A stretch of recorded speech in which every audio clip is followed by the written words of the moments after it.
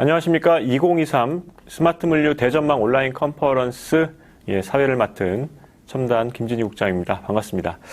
2023 스마트 물류 대전망 온라인 컨퍼런스, 오늘은 어제에 이어서 이제 2일차고요. 오늘은 스마트 SCM 트랙을 함께 해보도록 하겠습니다.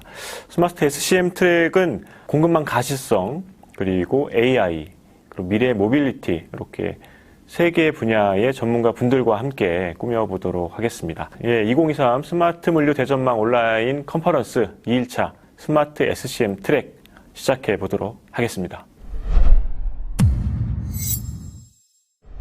그러면 2023 스마트 물류 대전망 온라인 컨퍼런스 둘째 날 스마트 SCM 트랙 바로 시작해 보도록 하겠습니다. 스마트 SCM 트랙 첫 번째 주제 발표는 가시성, 공급망 가시성에 관련된 내용입니다. 윌로그의 최명하 CMO님 모시고요. 비지빌리티 투 트레이스빌리티, 비즈니스 경쟁력 확보를 위한 공급망 가시성 전략이라는 주제 한번 같이 말씀 나눠보도록 하겠습니다. 제 옆에 최명하 CMO님 모셨습니다. 안녕하십니까? 예, 안녕하세요. 네. 시청하시는 분들께 간단하게 본인 소개 좀 해주시죠. 예, 안녕하세요. 저는 윌로그에서 CMO를 맡고 있는 최명하라고 합니다. 네. CMO는 치프 마케팅 오피서. 네. 네, 그렇죠. 윌로그 하면은, 스타트업. 네. 지금 한 몇 년 정도 됐죠? 지금 이제 저희가 법인을 설립한 건 네. 2020년 5월이고요. 그리고 이제 본격적으로 저희가 이제 시장에서 영업을 하고 마케팅을 시작한 건 2021년 1월. 21년? 네네. 공급망 가시성 쪽 관련된 네. 솔루션 제품을 가지고 있는 거죠? 네, 그렇죠. 네. 최근 들어서, 코로나 이제 팬데믹 이슈 그 사이에 공급망 불확실성 관련해서 네. 상당히 많이 이제 언론에서 얘기가 맞아요. 나오고, 네. 기업들도 이 공급망 관리의 중요성에 대해서 더 이제 피부로 더 느끼는 계기가 됐는데, 네. 요즘 어떻습니까? 공급망 가시성이라는 약간은 새로운 시장 혹은 기존에 있었던 시장인데 최근 들어서 좀 두각된 것 같기도 하고. 네. 어떻습니까? 이제 말씀하셨듯이 사실 이제 이 공급망 가시성, 비저빌리티라고 하는 이제 이 영역이 막 대두가 된 건 오래지 않아요. 네, 이슈와 이제 좀 결합이 돼서 대두가 됐는데, 이제 그렇다 보니까 아직 이 비저빌리티 측면에서 향상돼야 될 부분도 많이 있고, 네. 또, 범위나 혹은 수집해야 되는 정보나 이런 측면에서도 더 고도화가 될 필요가 있죠. 예. 그래서 이제 그런 측면에서 또 저희가 해결하는 또, 문제의 그런 부분도 중첩되는 부분이 있어서 오늘 이제 그런 것들을 좀 말씀을 드리려고 해요. 네. 알겠습니다. 비지빌리티 투 트레이서빌리티, 비즈니스 경쟁력 확보를 위한 공급망 가시성 전략 들어볼 텐데, 시청하시는 분들이 어느 부분에 좀 주목해서 보시면 좀 도움이 되실까요? 네. 저희가 이제 제목에서 트레이스빌리티라는 이제 제목을 썼는데, 네. 사실 트레이스빌리티라는 개념을 발표를 들으시면서 아마 좀 이해를 하실 수 있으실 거예요. 그래서 이제 그런 부분, 트레이스빌리티를 통해서 또 어떻게 기업에게 도움이 될 수가 있는지, 또 그걸 위해서 할 수 있는 부분들이 기업 입장에서 무엇이 있는지, 이런 것들 중심으로 말씀을 드리게 될 것 같습니다. 네. 알겠습니다. 이제 그런 부분에 대해서 좀 집중해서 한번 네. 보시면 도움이 되실 것 같고요. 그러면 윌로그 최명하 CMO님 발표 한번 시작해 보도록 할게요. 네. 팬데믹과 전쟁, 컨트롤할 수 없는 이러한 외부 요인들로 인해서 공급망이 여러 비즈니스에서 주요 화두로 떠오르고 있습니다. 아마 4, 5년 전만 해도 공급망은 비즈니스에서 그렇게 크게 다뤄지지 않던 그런 마이너한 영역이라고 할 수 있는데요. 예를 들어서 이제 팬데믹 이전 공급망 관리의 기본 전제는 비용을 최소화하는 것, 그리고 효율을 높이는 것이라고 할 수 있습니다. 수요 변화에 빠르게 적응할 수 있도록 재고를 최소화하고, 그리고 임금이나 세금이 저렴한 지역으로 이제 생산 거점을 옮기는 것이 가장 중요한 공급망 관리의 아마 전략 중에 하나였던 것 같은데요. 이제 그렇다 보니까 공급망이라는 거는 사실상 무언가가 발생하고 나서 혹은 잘못된 후에 되돌아보는 그런 이제 영역이었다라고 할 수 있습니다. 예를 들어서 기업이 이제 고객사에 물품을 보냈다고 하면요. 이 운송되는 과정 동안은 사실은 아무런 정보가 얻을 수가 없습니다. 그래서 도착하고 나서 고객사에게 이제 연락을 받게 되죠. 제품이 도착하지 않았어요. 혹은 뭐 제품에 문제가 있습니다. 뭐 이런 이제 연락을 받게 되면 그때가 돼서야 물품이 어디에 있지? 그리고 어떤 문제가 생겼지? 이렇게 이제 파악하는 사후에 조치를 취하는 이제 그런 영역이었다면요. 팬데믹과 이제 여러 이제 공급망 위협하는 이슈들이 대두가 되면서 이제는 기업들이 더 이상 사후 조치를 하면 안 되겠다. 이제는 사전 조치로 돌아서야 되겠다라는 이제 생각을 하게 되었다라고 할 수 있어요. 그리고 이것을 어떻게 할 수 있지라는 이제 고민을 시작했다고 볼 수 있습니다. 그래서 이제 기업들은 이제 공급망과 물류를 비즈니스 지속을 위한 아주 중요한 부분으로 생각하고 있습니다. 값비쌌지만 그래도 되게 필요한 교훈이었다라고 할 수 있을 것 같아요. 앞서 말씀드린 듯이 사전 조치를 위해서 어떻게 해야 할까? 그것을 위해서 좀 공통적으로 기업들이 고민을 하세요. 거의 비슷한데요. 어떻게 즉각적으로 이슈를 해소하고 이슈 발생 시에 어떻게 올바른 결정을 내리고 이슈를 어떻게 예상해서 미리 대처 혹은 예방할 수 있을지에 대한 것이라고 할 수 있습니다. 그리고 이를 위한 방안 중에 하나로 떠오른 게 바로 공급망 가시성, 서플라이 체인 비저빌리티라고 할 수 있습니다. 하지만 이제 최근 회자되고 있는 공급망 가시성 관련 서비스 그리고 시스템에는 좀 명백한 한계점이 있다라고 할 수 있어요. 아무래도 시장이 형성된 지 오래되지 않았고 계속해서 이제 발전하고 있는 영역이다 보니까 이제 그러한 부분인데요. 현재까지는 대부분이 공급망 가시성을 제공하고 있다라고 하는 서비스 공급자 혹은 시스템에서 대부분이 위치 정보, ETA라고 하죠. 이런 도착 예상 시점, 이런 정보들을 제공하는 것에 기능적으로, 데이터적으로 거기에 그치는 경우가 많이 있습니다. 조금 더 추가하면 누가 운송하는가 이 정도라고 할 수 있어요. 하지만 물류가 이동하는 동안에는 제품에 영향을 줄 수 있는 요인들이 정말 너무나도 많습니다. 예를 들어서 날씨, 계절에 의한 온도의 변화, 습도의 변화, 교통 상황, 또 자연 환경의 변화, 이런 것들이 온도, 습도, 충격 이런 이제 주변의 그런 컨디션에 영향을 주고요. 그리고 이에 따라서 제품의 상태는 변화하게 됩니다. 그래서 하지만 이제 현재 제공되고 또 언급되는 그런 공급망 가시성은 이러한 물류의 상태를 추측할 수 있는 정보들에 대해서는 제공을 하고 있지 못하다라고 할 수 있어요. 제공하더라도 차량이나 선박 혹은 이제 대형 컨테이너 그 외부의 온도라든지 디바이스가 이제 차량 안에 붙어 있지만 차량 내부의 위치에 따른 온도 정보를 제공해주지 못한다든지 이런 이제 한계점들이 분명히 존재를 한다라고 할 수 있습니다. 그러니까 때문에 정작 제품을 둘러싼 그런 컨디션 변화에 대해서는 이 공급망 가시성 솔루션 혹은 이제 서비스를 통해서 인지하기가 어렵다라고 할 수가 있습니다. 공급망 가시성과는 별개로 아주 전통적으로 화물을 트래킹하는 사실 장치들은 있었어요.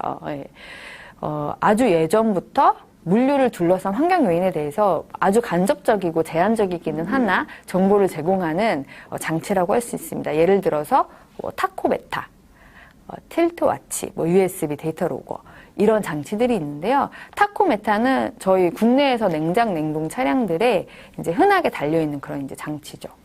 그런데 이런 시스템들은 사실 가시성을 제공한다라기보다는 장치가 부착되어 있는 컨테이너 기준의 온도, 차량의 온도, 혹은 화물 외부에서 알 수 있는 그런 기울기 등을 사후에 확인하는 것이라고 할 수 있습니다. 예를 들어서 쇼크와치 그리고 틸트와치라고 하는 장치를 좀 말씀을 드릴게요. 이런 쇼크와치, 틸트와치라는 장비는 컨테이너나 이제 화물 등의 충격이나 기울기를 측정하는 장치인데요. 아마 이제 구슬이 보이실 거예요. 틸트와치에 이제 구슬이 있는데 이런 이제 구슬의 움직임에 따라서 이제 기울어졌다, 화물이 기울어졌다, 혹은 충격을 입었다라는 것들을 좀 간접적으로 추정을 하는 것이라고 할 수 있습니다. 이런 장치들의 변화를 육안으로 확인하고 그래서 이제 컨테이너에 가해진 충격을 추측하는 것이죠. 근데 이러한 장치들은 컨테이너 내부나 혹은 이제 화물이 담겨져 있는 그런 패키지 안에 있는 상세 정보는 제공하지를 못합니다. 그리고 어느 구간에서 언제 외부 충격이 발생했는지도 정확히 파악할 수가 없고요. 그리고 이제 그런 물류 프로세스 중에서 이러한 정보를 각각 그 물류 프로세스에 참여하는 담당자들 혹은 이해관계자들이 이 정보를 습득을 하려면 서로 뭐 전화를 하거나 사진을 찍어서 보내거나 이런 아주 번거로운 작업들도 또 수반이 되어야 합니다. 또 하나 이제 트래킹을 하는 장치로서 흔히 쓰는 이제 타코메타 또 데이터 로거라고 하는 장치들이 있는데요. 차량의 타코메타나 데이터 로고를 부착해서 상태를 파악하는 경우도 있습니다. 이를 위해서 사용되는 이제 장치가 뭐 GPS 트래커, 그리고 USB 형식의 데이터 로거, 그리고 종이로 데이터를 뽑아내는 그런 타코메타가 있는데요. 산업에서 많이 사용하기는 하지만 이 또한 제품 그 안에 들어있는 차량 안에 들어있는 혹은 컨테이너 안에 들어있는 제품 기준의 컨디션의 변화는 보여줄 수가 없습니다. 그리고 정보를 보여주는 방식도 상당히 제한적이에요. 그래서 손으로 이렇게 기록지를 뽑아내거나 혹은 PDF로 문서를 뽑는다든지 이렇게 그 이력을 데이터화할 수 없도록 정보를 제공하는 경우가 대부분이라고 할 수 있습니다. 공급망에서 사실 이제 품질 관리라고 하는 것들은 이전부터 아주 체계적으로 이루어져 왔는데요. 지금 이제 화면에서 확인하실 수 있듯이 특히 제품의 이제 계획 단계에서 그 제품 운송 바로 직전까지 뭐 보관이라든지 포장이라든지 이런 품질의 기준을 정한다든지 이런 모든 운송 이전의 공급망 과정에서는 사실상 제품에 대한 품질 관리가 상당히 체계적으로 이루어져 왔습니다. 그리고 이런 업무들을 사실 수행하시려는 담당자들도 따로 계시죠. 예, 그렇다 보니까 이곳에는 리소스라든지 시간들 그리고 노력들이 기업 입장에서는 많이 투입이 되는데 하지만 출고 이후, 그러니까 운송이 시작되는 시점부터는 사실상 이 제품에 대한 상태 관리, 품질 관리가 제대로 되어 있지 못하다라고 할 수 있어요. 이제 그 이유는 사실은 앞서 말씀드린 그런 정보의 제한, 그리고 데이터를 수집하는 방식의 제한, 이제 이런 것들, 그리고 지금 공급망 가시성이라고 하는 것들의 범위의 제한, 이제 이런 것들이 사실 이런 출고 이후에 제품의 상태를 하지 못하게 만드는 좀 걸림돌이다라고 할 수 있습니다. 만약에 이제 운송 시 품질 관리가 안 되면 기업 입장에서는 엄청난 손실을 받게 되세요. 사실 국내만 해도 기업들은 매출 손실뿐만 아니라 원가에도 영향을 많이 받고 있는데요. 평균적으로 제조업의 경우에는 유통 과정에서 파손율이 전체 매출의 한 0.6%, 도소매업은 0.4%에 이릅니다. 사실 퍼센테이지로 하면 그렇게 큰 비중이 아닌 것처럼 보이지만 사실 각 분야별 이제 매출에 적용을 해보면 금액으로서는 상당히 큰데요. 제조업은 이러한 비중을 적용했을 때 약 11조 원, 유통업은 약 7조 원 정도의 매출 손실을 입고 있다라고 예상을 할 수가 있습니다. 그리고 이러한 파손 그리고 부패 주요 원인은 유통 중 다시 말해서 물품의 이동 중에 발생한다라고 할 수가 있습니다. 운송 중에 물품 손상 그리고 이제 부패로 인한 반품 그리고 회수가 또한 원가에도 많은 영향을 미치는데요. 매년 이제 통계청이 기업 물류비 실태 조사라는 이제 조사를 발표를 하세요. 이 조사에 따르면 기업 물류비 중에 약 6.4%가 제품의 회수, 폐기, 반품으로 인해 발생하는 리버스 물류비입니다. 유통업은 15.5%에 이르죠. 물론 이제 이 중에는 최종 고객의 뭐 변심으로 인한 반품도 있을 수 있어요. 하지만 이 중에서 그래도 3분의 1이 넘는 비율이 제품의 손상 그리고 상태 변화로 인한 사실 반품이라고 할 수 있습니다. 식품의 경우에 사실 이 비중은 훨씬 더 높다라고 할 수 있고요. 그래서 이를 매출액을 다시 한번 대입해서 계산을 해보면 리버스 물류비로 제조업은 약 7조 원 그리고 도소매 유통업은 약 22조 원을 지출하고 있다라고 할 수 있습니다. 만약에 운송이나 유통 시에 제품에 대한 철저한 관리가 있었다면 발생하지 않았을 비용이다라고 할 수 있죠. 그래서 앞서 제시된 이러한 문제들을 해결하고 그리고 공급망 가시성 그리고 기존의 그런 트래킹 방식들의 한계를 극복하기 위해서는 운송 중에 제품의 품질이 관리될 수 있어야 해요. 공급망 초기 단계에서 품질 관리를 하는 것만큼 사실은 운송 이후에도 제품의 품질 관리가 필요하다라는 것이죠.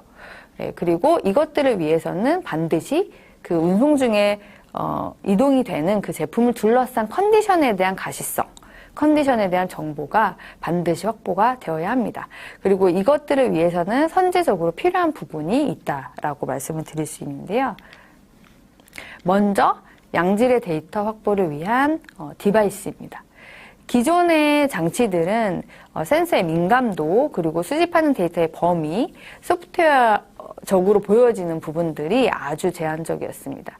운송 중에 컨디션에 대한 이런 데이터를 수집하고 가시성을 확보하기 위해서는 사실 이와 다른 차원의 센서 디바이스가 필요하다라고 말씀드릴 수 있어요. 그래서 그 기준을 좀 말씀드리면 먼저 센서를 통해서 환경 그리고 위치 데이터까지 수집이 되고 수집하는 데이터는 온도, 습도, 충격 그리고 제품 상태에 영향을 미칠 수 있는 다양하고 포괄적인 그러한 데이터 범위여야 합니다. 그리고 기업마다 다른 물류 환경에 맞춰서 다양한 적용 그리고 운영이 가능해야 하죠. 예를 들어서 자체 물류를 운영하는 곳과 외주 업체를 통해서 운영하는 곳 그리고 해상 운송하는 것과 내륙 운송을 하는 곳은 이 디바이스를 적용하는 방식, 운영 방식이 달라야만 합니다. 제품의 특성마다도 달라질 수 있고요. 그리고 사후가 아니라 사전에 설정된 시간 단위로 데이터를 소프트웨어로 전송해서 이슈 발생, 그리고 감지 사이에 걸리는 시간을 최소화해야 합니다. 제품을 둘러싼 컨디션을 파악하기 위해서는 센서를 통해서 전송된 데이터가 소프트웨어로 또 보내져야 하는 과정도 반드시 거쳐야 하고요. 그리고 이렇게 이런 디바이스를 통해서 수집된 데이터는 제품 정보와 연동이 되어서 제품을 둘러싼 상황과 환경을 직관적으로 인지 그리고 대응할 수 있도록 돕는 소프트웨어로 보여져야 합니다. 단순히 그냥 이력을 그냥 보여주는 게 아니라 이슈 발생 시에 즉각 인지해서 상황이 더 진전되기 전에 개입할 수 있도록 하거나 혹은 이전에 있었던 일들에 대한 파악 그리고 데이터를 다각도로 분석해서 앞으로에 발생할 수 있는 일들을 또 예측을 할 수 있어야 하겠죠. 이것을 비저빌리티에서 조금 더 확장된 개념인 오늘 소개하고자 하는 이제 트레이서빌리티라는 개념으로 말씀드릴 수 있을 것 같아요. 즉 상황에 대해서 파악을 할 수 있도록 하고 그래서 문제 발생했을 때 빠르게 개입해서 이슈를 해소하고 되풀이되지 않도록 하는 것이라고 할 수 있습니다. 기업들이 다양하고 또 하나 또 필요한 이제 조건이 있는데요. 트레이서빌리티를 좀 본격적으로 소개하기 이전에 이런 공급망 그러니까 운송 중에 품질 관리를 위한 이런 컨디션 가시성 확보를 위해서는 시스템의 연동 또한 필요합니다.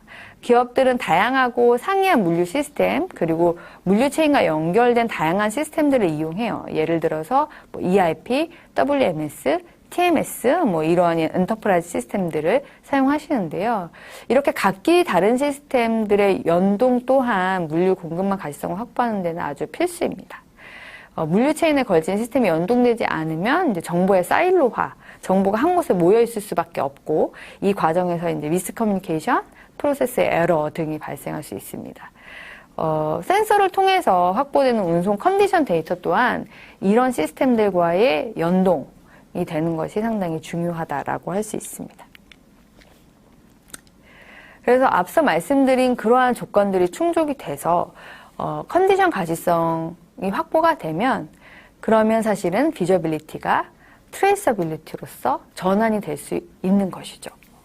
트레이서빌리티라는 것들은 사실은 이슈를 확인하고 그냥 확인해서 그치는 것이 아니라 그것들을 다시 발생하지 않도록 사실은 방지할 수 있는 그런 방안들을 추려낼 수 있는 그 인사이트들을 얻을 수 있는 기반이 되는 것이 트레이서빌리티라고 할 수 있어요.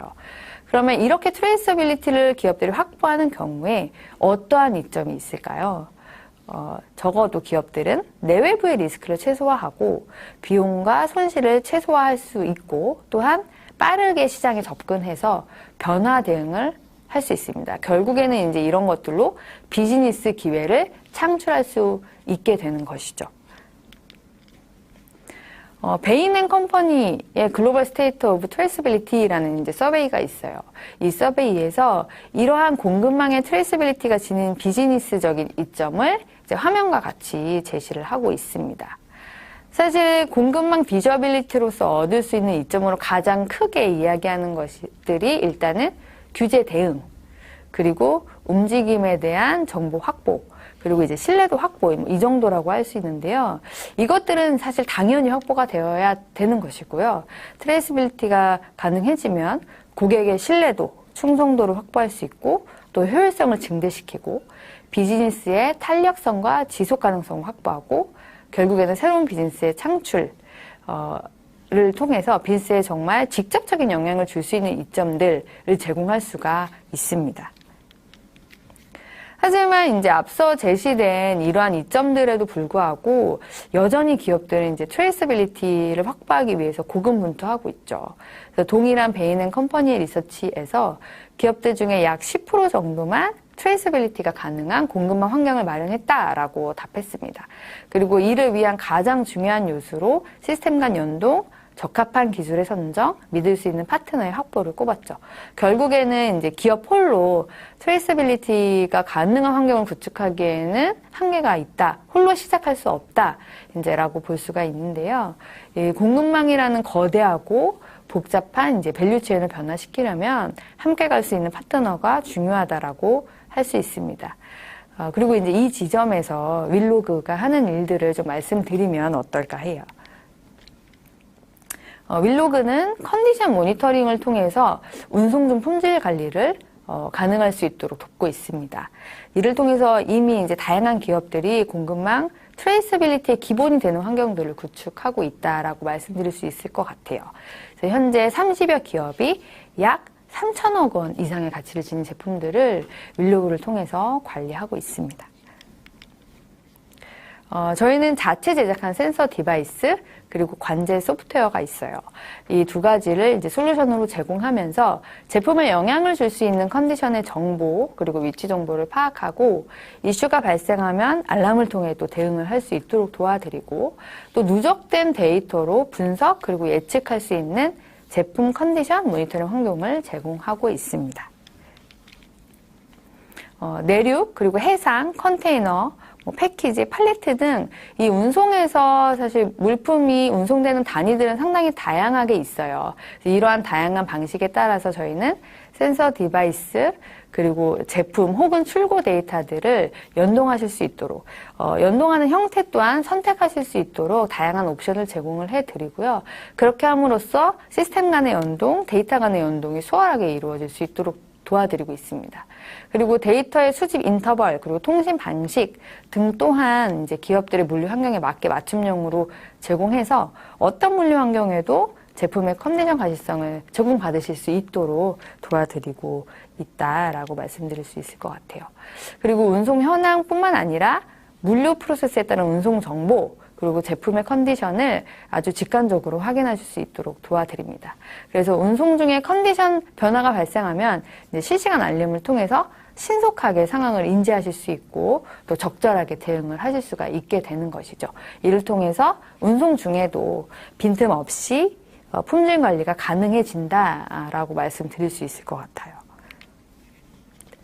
이렇게 데이터 기반으로 관리가 되면 일단 업무 프로세스가 상당히 개선이 됩니다.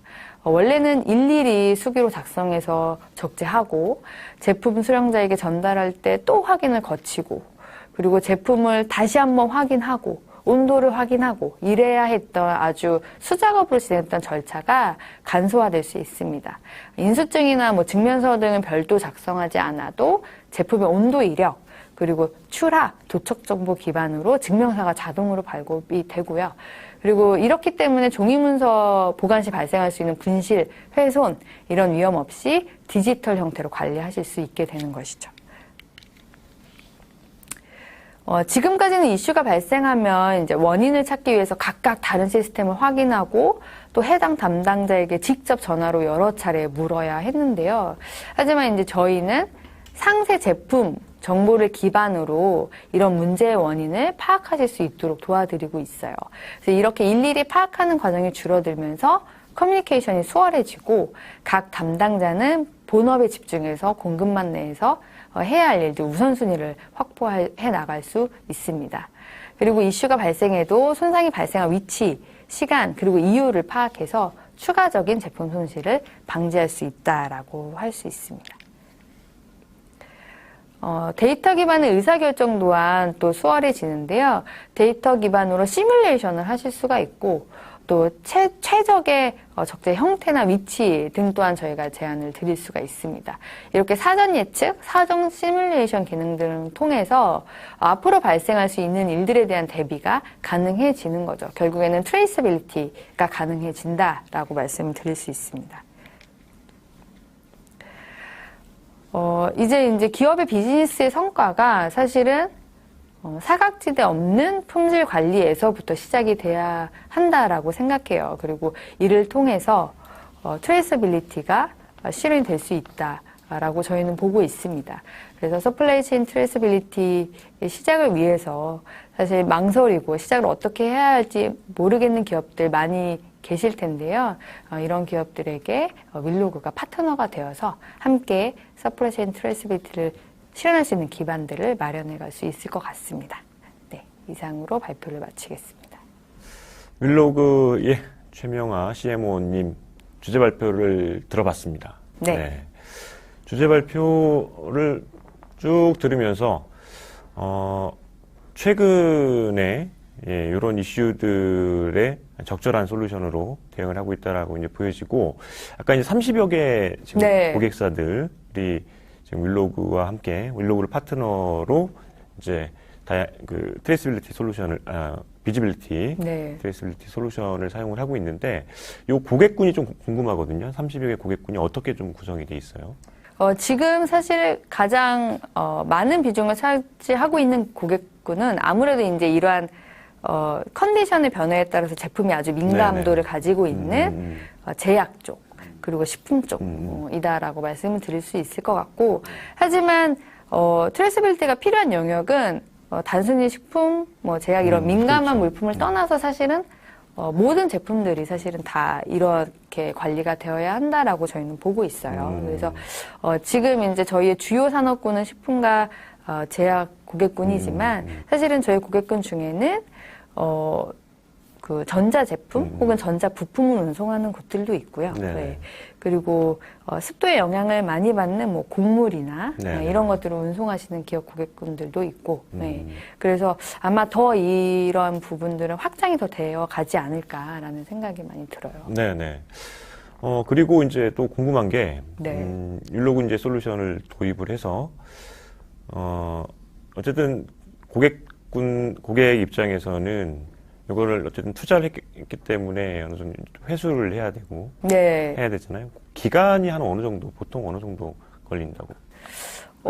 사실은 이제 그러니까 저희 솔루션 기준으로는 사실은 이제 저희가 이제 시장에 솔루션을 공급한 지 사실 그렇게 크게 오래되지는 않았어요. 그래서 저희 고객의 전체의 사이클을 아직은 저희가 다 알 수 있다라고 할 수는 없지만, 사실 지금까지 저희와 함께 지금 저희의 솔루션을 같이 운영하고 도입해서 실제 사용해 보신 고객분들로부터 이제 많이 이야기를 듣는 것이, 네네. 사실 멀리 갈 것도 없이 지금 당장 일어나는 이슈를 해소할 수 있는 솔루션이기 때문에 사실 그것들 자체가 이분들한테는 상당한 리턴이 되고 있고, 이것들이 사실 누적된 수치로 보여지면 앞으로는 아마 더 큰 가치를 사실은 제공할 그렇죠. 수 있다라고 이제 말씀드릴 수 있겠죠. 하지만 지금은 당장 일어나는 이슈들을 해소하는 것만으로도 사실 많이 만족을 하고 계세요. 네. 뭐 이런, 또 시청하시는 분들 이런 것도 궁금해 하실 거예요. 그러면은 그 비용은 어떻게, 이제 과금은 어떻게 진행이 되는지.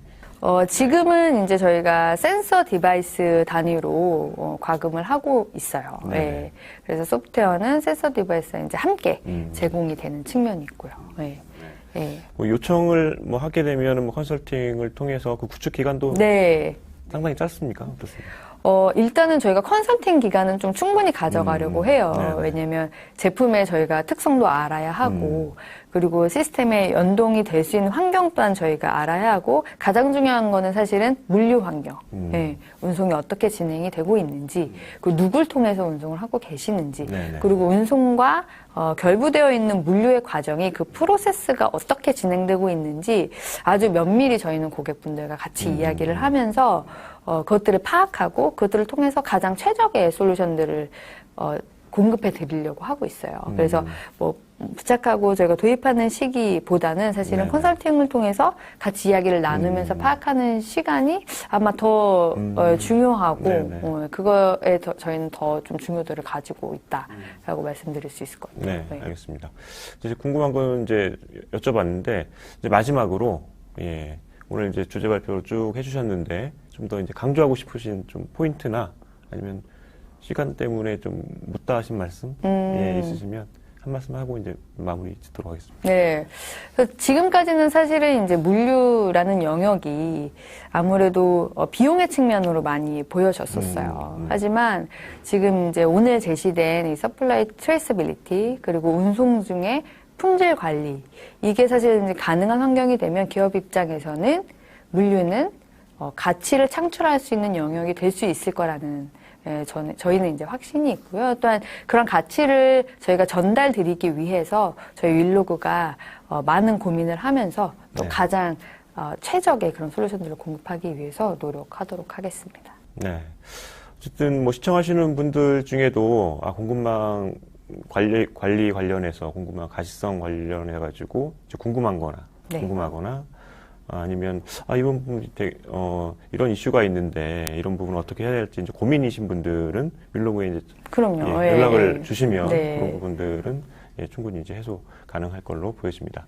네, 윌로그의 최명화 CMO님 오늘 발표 감사합니다. 네, 감사합니다. 네. 2023 스마트 물류 대전망 온라인 컨퍼런스 저희 2일차 진행을 하고 있습니다.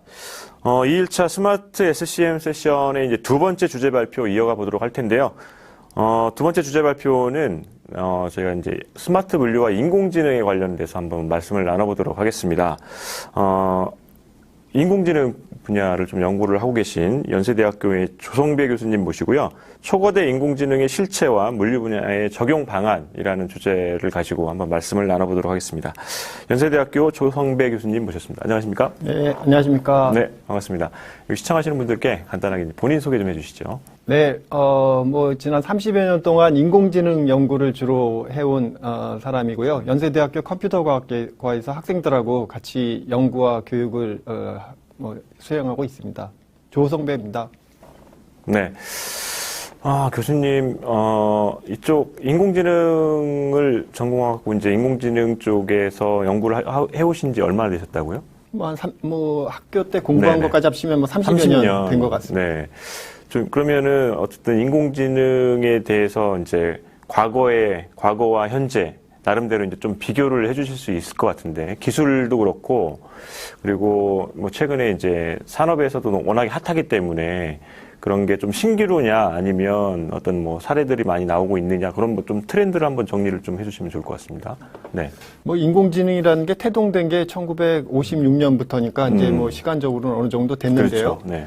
시작부터 지금까지 계속 파랑새를 쫓고 있는 게 아닌가 싶습니다. 아직도요? 네, 지능이라는 게 우리가 뭔지 잘 모르는데 어쨌든 해보고 싶어서 재현해서 만들려고 하고 있고 일부분은 성공하기도 하고 일부분은 실패하기도 하고 했는데 어쨌든 최근에는 예전에 비해서는 그래도 파랑새가 좀 손에 잡혀 있는 것 같은. 그래서 네네. 예전에는 의도는 좋았지만 그게 실질적인 효과를 보이는 것까지는 도달하지 못한 경우가 상당히 많았거든요. 근데 최근에 몇몇 사례에 대해서는 사람보다도 더 잘하는 그런 케이스도 있고. 생기죠. 예, 그래서 예전보다는 확실히 조금 더 우리 실생활에 가까이 와 있는 그런 기술이 돼 있지 않나 싶습니다. 최근에 이제 그 산업 쪽에서도 이제 금융이라든가 IT 이런 데에서도 딥러닝, 머신러닝 관련된 기술들이 많이 적용이 되고 그런 적용된 솔루션 제품들이 많이 나오고 있는데 이런 트렌드는 좀 어떻게 보세요? 일단 실효가 있으니까 너무나 자연스럽게 자기가 갖고 있는 문제에서 활용해 보려는 움직임들이 있는 게 분명하고요. 네네. 또 일정 부분은 뭐 이게 꼭 나쁘다고 할 수는 없는데 그게 어쨌든 대중의 관심을 끌기도 하고 또 많은 사람들이 바라는 그런 부분에 있어서 약간 좀 버블이 껴있지 않나. 뭐 이렇게 만드는 사람이나 아니면 파는 사람 입장에서도 네. 이게 인공지능이라고 했을 때 마케팅이 좀 더 잘 되면 아무래도 그쪽으로 좀 유혹이 생길 수밖에 없는 뭐 그런 게 있어서 실제보다는 조금 더 큰 맥락에서 뭐 버블이라고까지 얘기하면 너무 심할지 모르겠지만 그런 게 없지 않아 있고요. 그렇지만 또 그 안에 옥석을 가려보면 네. 우리가 당면에 있는 여러 가지 문제를 실질적으로 해결해 줄 수 있는 그런 실마리도 제공해 주지 않을까. 뭐 기대하고 우려하고가 약간 공존해 네, 있는 네, 뭐 그런 맞아요. 상태라고 보입니다. 네. 오늘 이제 발표해 주실 이제 초거대 인공지능의 실체와 물리 분야의 적용 방안인데 시청하시는 분들이 어떤 부분에 좀 이렇게 주목해서 보시면 좋을까요? 일단 인공지능 포함해서 요즘에는 챗 GPT 포함해서 초거대 뭐 하이퍼스케일 AI 쪽에 이렇게 많은 분들이 관심을 갖고 있고요. 네. 또 실질적으로 좋은 결과를 내는 부분도 있는데 그게 뭔지 모르면 뭔가 잘 모르는 미지의 게 있겠구나. 그리고 걔가 마치 마법처럼 어떤 문제를 풀어준대. 그래서는 우리한테 실질적으로 도움이 안 될 것 같습니다. 그래서 인공지능을 포함해서 초거대 인공지능의 실체가 뭔지를 조금 더 잘 이해하시면 좋을 것 같고요. 네네. 그리고 뭐 오늘 이 컨퍼런스에 참석하시는 분들은 다 물류 분야에 계신 분들이니까 물류 분야에서 가질 수 있는 여러 가지 문제들에 대해서 어떻게 하면 해결할 수 있을지에 대한 어떤 방향 뭐 이런 걸 네네. 한번 좀 제시해 보고 싶습니다. 네, 알겠습니다. 예, 그런 부분들 좀 주목해서 보면 좋을 것 같다는 말씀이시고요. 그럼 연세대학교의 조성배 교수님이 준비하신 한번 발표 들어보고 저는 다시 돌아오도록 하겠습니다. 예, 시작해 주시죠. 네. 굉장히 뭐 제한된 시간이지만 제가 하여튼 최대한 유익한 정보를 제공해 드리도록 노력해 보겠습니다. 뭐 사실은 인공지능의 정의부터가 사실 애매하죠. 뭐 도대체 지능이 뭔지 사실 잘 모릅니다. 우리가 뇌 안에서 일어나는 여러 가지 지능 또는 뭐 인지 기능이라고 돼 있는데 그런 것들이 뭐 보고 듣고 판단하고 하는 것들이 있는데 사실은 어떤 메커니즘으로 되는지는 잘 모르죠. 이제 그걸 하물며 만들려고 하니까 사실 처음부터 성립하기 어려운 그런 분야라고 보이는데요. 근데 뭐 컴퓨터라는 게 나오면서 일단 흉내내 볼 수는 있게 된 것 같습니다. 그래서 뭐 컴퓨터를 이용해서 지능이 발현하는 인지 기능, 그걸 구현하는 기술을 연구하는 분야, 뭐 그런 걸 인공지능이라고 하고요.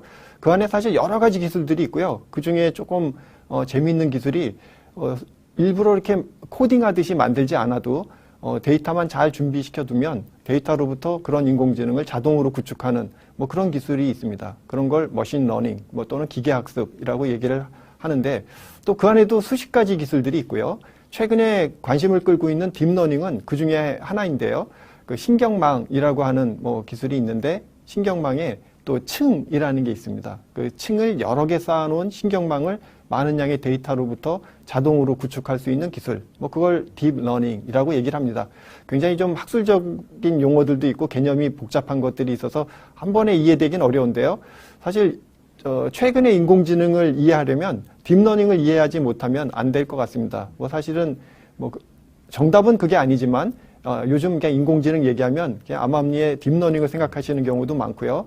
또 뭐 딥러닝 하시는 분들도 이게 인공지능의 전부라고도 하시고 그래서 뭐 좀 잘 아실 필요가 있는데 또 하물며 최근에는 챗 GPT를 포함해서 하이퍼스케일 인공지능이라는 게 또 나오고 있죠. 사실 정의가 조금 애매한데요. 뭐 여러 정의 중에 몇 가지를 보면 핵심은 인공신경망을 가지고 하고 있는데 그 안에 들어간 매개 변수 또는 파라미터라고 하는 게 마치 방정식의 미지수 같은 건데요. 그런 미지수가 획기적으로 이렇게 많이 늘려놓고 문제를 해결해서 인간 전문가 수준의 기능을 하는 그런 인공지능을 얘기한다고 합니다. 또 그러니까 어쩔 수 없이 이걸 제대로 구동하기 위해서는 대용량 연산이 가능한 컴퓨터가 필요하고요. 그다음에 그런 컴퓨터를 이용해서 또 그 미지수를 답을 찾을 수 있는 많은 양의 자료, 데이터가 필요한 게 기본적입니다. 그래서 빠른 연산 속도를 갖고 있는 컴퓨터로 많은 양의 데이터를 잘 학습한 인공지능 모델. 그걸 학습하는 방법은 딥러닝입니다. 그래서 그렇게 만든 그런 인공지능을 이용해서 뭐 자연스럽게 이렇게 문장을 생성한다든가 또는 뭐 마케팅 문구를 자동으로 작성해 준다든가 또는 뭐 최근에 많이 얘기되고 있는 챗봇을 자동으로 만들어주는 뭐 이런 일들을 주로 하고 있고요. 뭐 이 분야의 뭐 선두는 오픈 AI라는 뭐 초기는 비영리 기구로 시작했다가 지금은 마이크로소프트의 그 대대적인 투자를 받아서 약간 좀 영리화되고 있는 부분이 있는데요. GPT라는 그런 시스템이 가장 유명하고 이런 거대한 모델을 만들고 나면 각계 우리가 풀고 싶은 문제를 각계로 푸는 게 아니고요. 그거를 그 하나의 모델을 가지고 풀어줄 수 있는, 그래서 현재까지 한 300여 개 되는 어플리케이션을 같은 모델로 풀어주는 뭐 그런 인공지능이라고 합니다. 이렇게 얘기하니까 국내에서도 여러 기관에서 연구 개발을 하려고 뭐 2020년 정도부터 굉장히 열심히 지금 연구하고 있는 거고요. 대표적인 기업들이 뭐 네이버, 뭐 SK, LG, KT, 뭐 카카오, 뭐 이런 기관들이 있는데 뭐 다들 보면 데이터도 어느 정도 좀 보유하고 있고 뭐 대용량 컴퓨터 리소스를 투입할 수 있는 뭐 그런 기관에서 주로 좀 핵심적으로 추격하고 있는 그런 상황입니다. 그래서 사례가 어떻게 적용되고 있는지를 조금 보면 사실 오픈 AI는 뭐 챗GPT를 통해서 검색 엔진이라든가 대화 시스템을 만들어서 또 보여주기도 했지만 뭐 기본적으로는 많은 양의 문장으로부터 일반적인 어떤 언어 모델이라는 걸 만들어 놓은 겁니다. 이게 사실 언어 모델이라는 게 조금 애매하긴 한데요.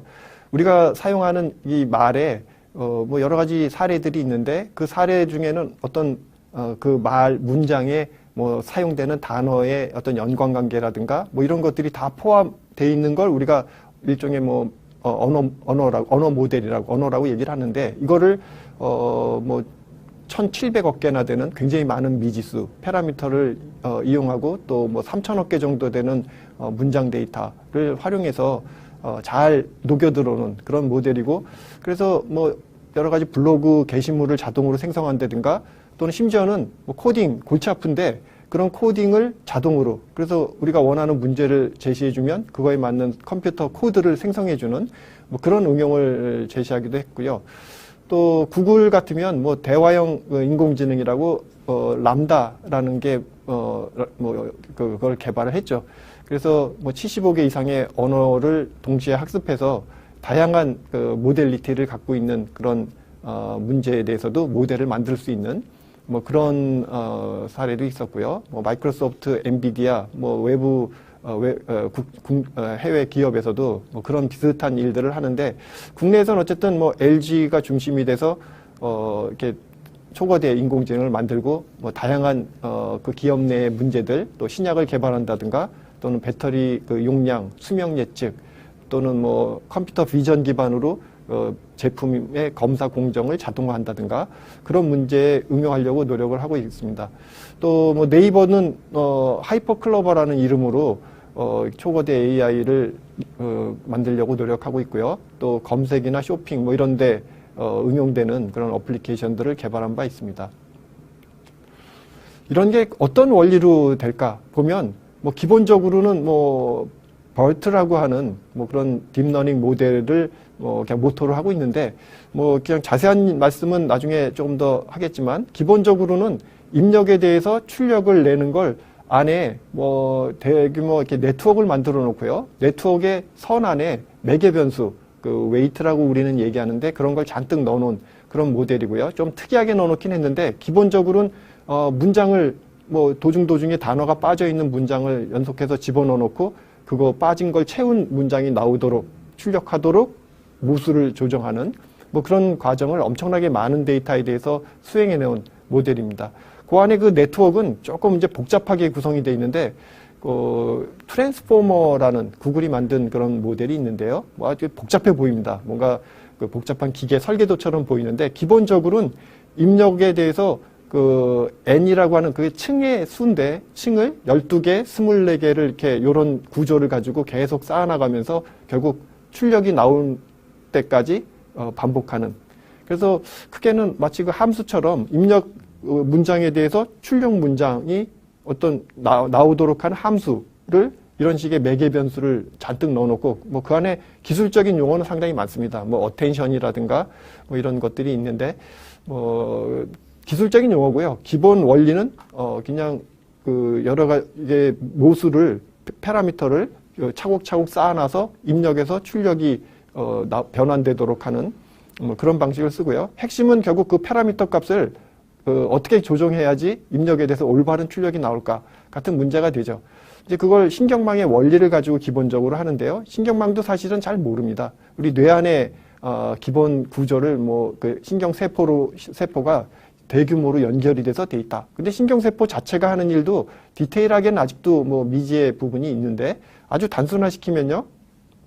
연결되어 있는 다른 신경세포의 입력을 가중치를 매겨서 모두 합한 다음에 밖으로 출력하는 그렇게 하면 우리가 공학적으로 그냥 입력에 대한 가중합을 비선형적으로 출력하기 하는 식으로 해볼 수 있죠.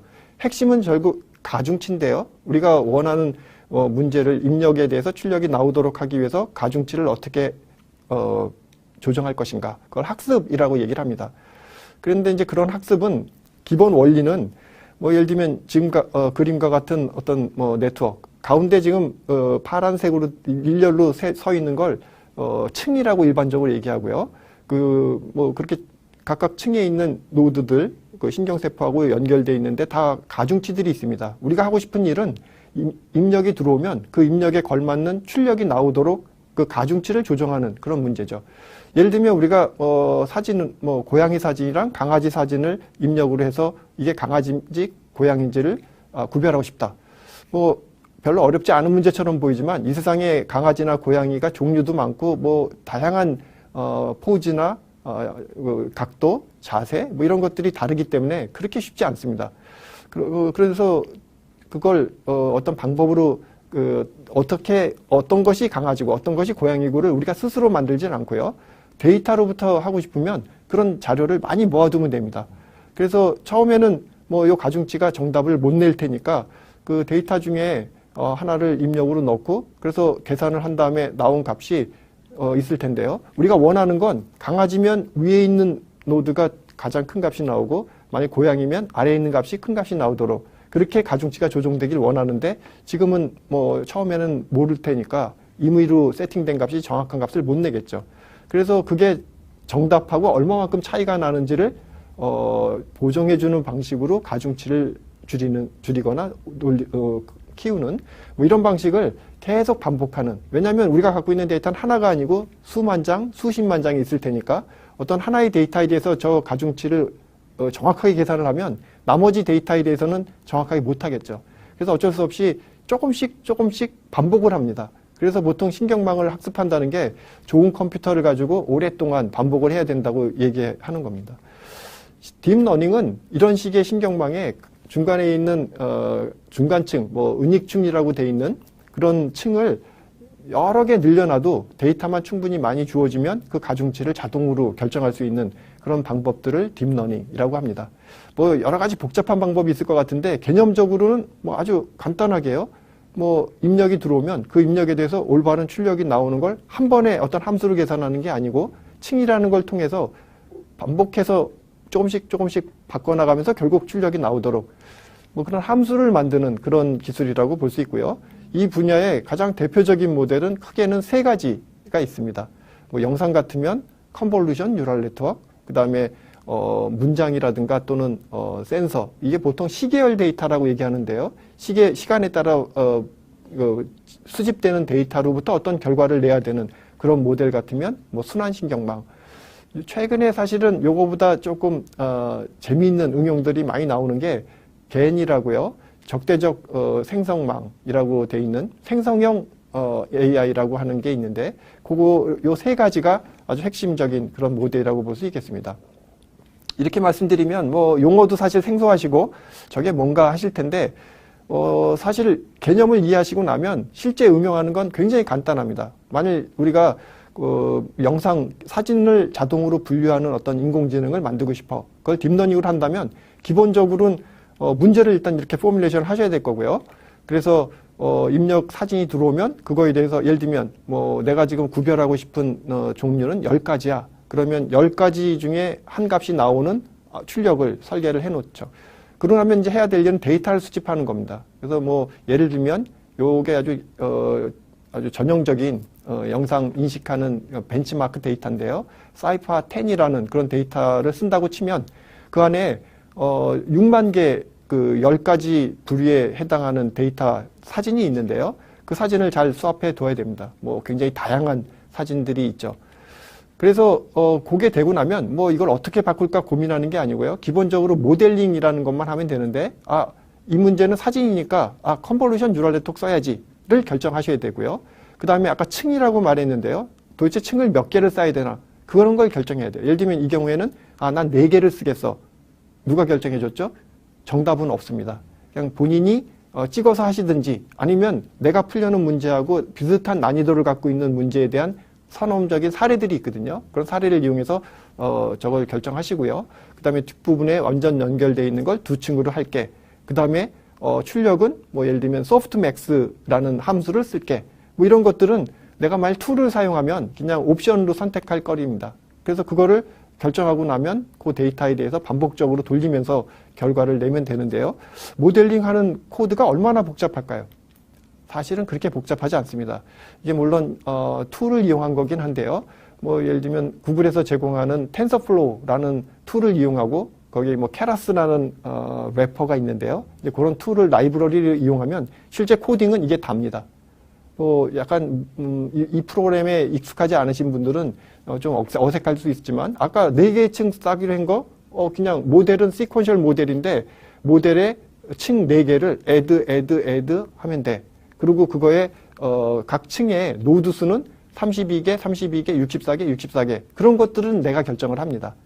그리고 2개 연결 완전층 뭐 그것도 모델 add에 댄스는 128개, 10개 그렇게 각 층에 노드 수라고 되어 있는 거를 결정하신 다음에 마지막에 그냥 모델 컴파일 하고 나면 옆에 뭐 몇 가지 옵션들이 있는데요. 그 옵션들을 세팅하고 그냥 돌리면 그 다음엔 컴퓨터가 열심히 돌아서 만든 모델 그게 결국은 영상을 인식하는 모델이 됩니다. 여러분들이 뭐 제품의 결함을 자동으로 검사하는 뭐 그런 모델을 만들고 싶으시다든지 아니면 자재 수요 예측 같은 걸 하고 싶어라고 했을 때 문제의 입출력을 잘 정의를 하시고 해당되는 데이터를 수집하고 나면 그 다음에는 굉장히 단순하게 시도해 볼 수도 있겠습니다. 그래서 뭐 어떻게 하면 될까요? 지금 말씀드린 걸 좀 정리해 보면 실질적으로 인공지능, 딥러닝을 새로 연구하시는 분이 아니라면 일단은 본인이 어떤 문제를 풀 건가에 대한 활용 목적이라고 문제 정의가 일단 명확해야 될 것 같고요. 뭐 아주 단도직입적으로 말씀드리면 IO입니다. 내가 지금 풀려는 문제에 어떤 조건의 입력에 어떤 조건의 출력을 원해. 그걸 이해하시고 그 다음에 물론 인공지능을 조금은 이해하셔야 됩니다. 뭐 오늘 제가 굉장히 제한된 시간이라서 디테일한 말씀은 못 드리지만 뭐 요 정도 선에서라도 인공지능의 기본 개념은 이런 거고 그의 특장점이 이렇다 정도가 이해가 되시면 그 다음엔 그 문제를 풀기에 적합한 데이터를 잘 수합하시고 적절하게 어노테이션을 하시면 일단 문제의 거의 뭐 70%는 풀린 거고요. 실제 코딩은 아까도 간단하게 보여드렸지만 대부분 또 공개가 돼 있습니다. 그래서 오픈소스를 잘 활용하셔서 컴퓨터를 잘 구비하신 다음에 튜닝을 하시면 일단은 다른 어떤 방법을 쓰는 거에 비해서 못지않은 그런 결과가 나온다고 볼 수 있을 것 같고요. 한 가지 좀 팁을 드리면 이렇게 해서 주어진 문제를 푸는 거로 끝내시면 사실은 인공지능을 잘 이용하시는 게 아닙니다. 인공지능은 그렇게 수합된 데이터를 이용해서 더 중요한 문제, 새로운 비즈니스가 뭔지를 잘 아이디어를 짜내시는 게 여지껏 다른 사례를 봐도 그게 더 훨씬 더 큰 효과를 내는 경우가 많이 있습니다. 제가 몇 가지 그 응용 사례를 말씀드릴 텐데요. 첫째는 에너지 수요량 예측하는 그런 문제입니다. 뭐 이거 사실 어렵죠. 뭐 에너지를 많이 쓰는 전력 소모가 클 때 충분한 공급이 안 되면 뭐 정전이 된다든가 뭐 그런 문제가 있을 수도 있고요. 수요는 그렇게 많지 않은데 너무 과잉해서 에너지 전력을 양산하게 되면 물론 배터리 기술이 있긴 하지만 소모가 낭비가 되는 요소가 있고요. 그래서 일단 적절하게 일주일 후 또는 뭐 한 달 후 전력을 얼마나 필요로 할지를 예측하는 게 굉장히 중요한 문제가 될 수 있겠습니다. 이 문제를 잘 보면 굉장히 여러 가지 요소들이 있는데 일단은 내가 풀려는 문제의 입출력 관계를 조금 정의하실 필요가 있고요.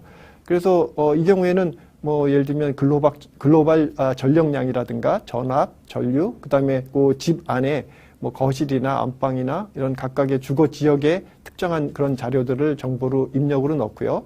출력은 T 시점 이후의 전력량. 일종의 함수가 되는 거죠. 뭐 이런 식의 문제는 전통적으로 아리마 모델이라든가 통계적으로도 많이 풀어보려고 했는데 뭐 잘 안 됩니다. 뭐 이런 경우에 만약 딥러닝을 쓰면 뭐 전력 소모량 입력에 대해서 좀 특징화되어 있는 어떤 값을 추출해 주는 게 뭐 CNN이라는 게 잘해주고요. 그런 CNN을 추출된 특징의 시간에 따른 변이를 적절하게 모델링해서 출력을 내는 게 RNN 이런 게 잘한다고 하니까 이제 그런 식으로 저희가 풀어서 좋은 결과를 냈고요.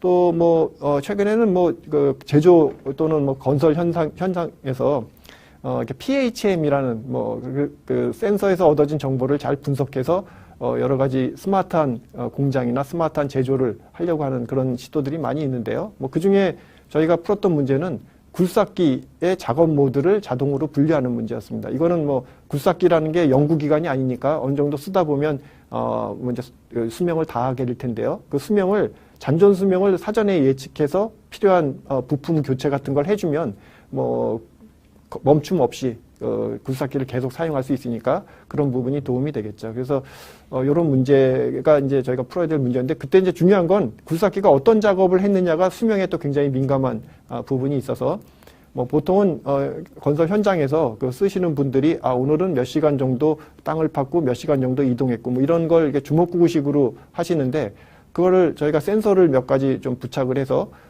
입력을 예를 들면 뭐 C계열 유압 센서의 값이라든가 또는 뭐 운전석에 카메라를 설치해 두면 그럼 동영상도 얻을 수 있는데 그런 걸 입력을 해서 출력은 지금 어떤 작업을 하고 있는지 뭐 이런 걸 맞추는 건데 저희가 또 뭐 거의 비슷한 방법으로 딥러닝 모델 중에 CNN, RNN을 잘 복합적으로 활용해서 뭐 기존 대비 가장 좋은 성능을 낸 적도 있고요.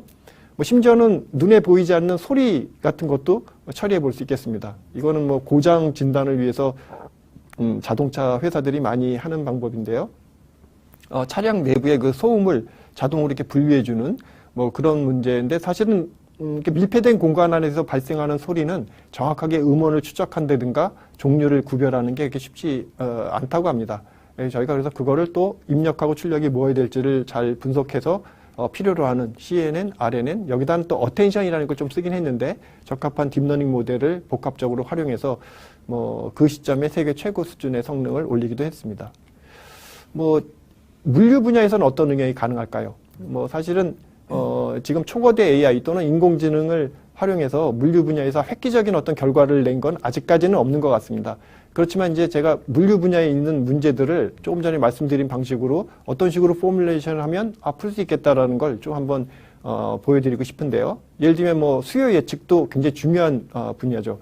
예를 들면 자재의 수요 빈도라든가 수요 주기 뭐 이런 것들을 입력을 해서 그 자재의 수요를 예측하는 미래에 필요로 하는 자재 수요량을 출력하는 일종의 함수를 만드는 거죠. 그렇게 포뮬레이션이 되면 그 포뮬레이션 된 거에 필요한 데이터를 수합해서 적절한 딥러닝 모델 또는 뭐 딥러닝까지 가지 않아도 일반적인 머신러닝 모델을 튜닝을 하시면 쓸모 있게 쓰실 수 있을 것 같고요. 또 물동량 예측을 하고 싶다. 그럴 때 필요한 입력이 뭘까 보면 뭐 운송장이라든가 일정 뭐 그런 정보들을 잘 수합하시고 그다음에 출력은 내가 물동량의 예측 주기를 월간으로 할지 주간으로 할지 당일로 할지 뭐 그런 것들을 결정하셔서 세팅을 하시면 그 다음엔 자동으로 튜닝이 되는 뭐 이런 방식으로 쓰실 수도 있을 것 같고요.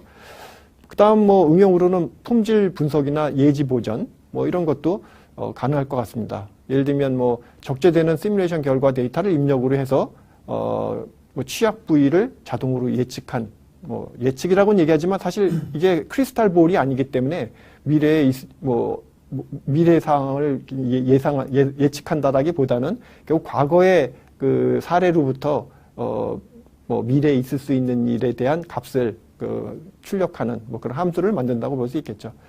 또는 뭐 공정 최적화 또는 설비 고장 예측 뭐 이런 거의 경우에도 공정 품질에 영향을 주는 주요 인자가 뭔지 이런 걸 그런 것도 몰라요. 그냥 뭐 현장에서 있는 데이터를 다 때려 넣겠어요. 그래도 글쎄요, 딥러닝 데이터만 충분히 주어지면 어느 정도 모델이 만들어질지 모르겠지만 뭐 굳이 우리가 좀 더 선별해서 이 문제에 적합한 입력을 찾을 수 있는데 안 하실 필요는 없겠죠. 그래서 그런 식의 주요 영향 인자를 도출해서 입력으로 넣은 다음에 최적 조건이 출력이 될 수 있도록 최적 조건이 도대체 뭘까? 그것도 사실은 문제를 정의한 사람 따라 다를 수 있습니다. 그 조건에 대한 아웃풋을 뭐 인공지능이 우수하니까 지가 알아서 결과를 내겠지. 뭐 지금 제가 말씀드린 내용 중에 그런 건 없지 않습니까? 예, 결국 결과를 내가 어떤 식으로 볼지, 10가지 중에 하나의 조건으로 볼지, 2가지 중에 하나로 볼지, 뭐 이런 것들을 결정하셔서 적합한 모델을 만드시면 되겠습니다. 또는 뭐 상품 추천, 뭐 이런 것도 물류의 거의 그 서비스단에서 굉장히 중요할 수 있겠는데요. 예를 들면 뭐 점포나 상품별 분석을 통해서 적합한 상품을 추천하는데 최근에는 뭐 개인화 서비스가 굉장히 각광을 받고 있죠. 그냥 불특정 다수를 위한 서비스를 이렇게 상품을 추천하기보다는 개개인에 맞춰서 추천하면 조금 더 수익을 높일 가능성이 높으니까요. 그래서 고객에 대한 정보라든가 선호도 이런 것들을 적합하게 입력화하고 그 다음에 뭐 추천을 한다는데 이거를 그냥 두리뭉술하게 브랜드 그 품목별로 할지 브랜드별로 할지 뭐 이런 것도 결국 내가 원하는 문제 스펙에서 결정해야 될 문제인데요.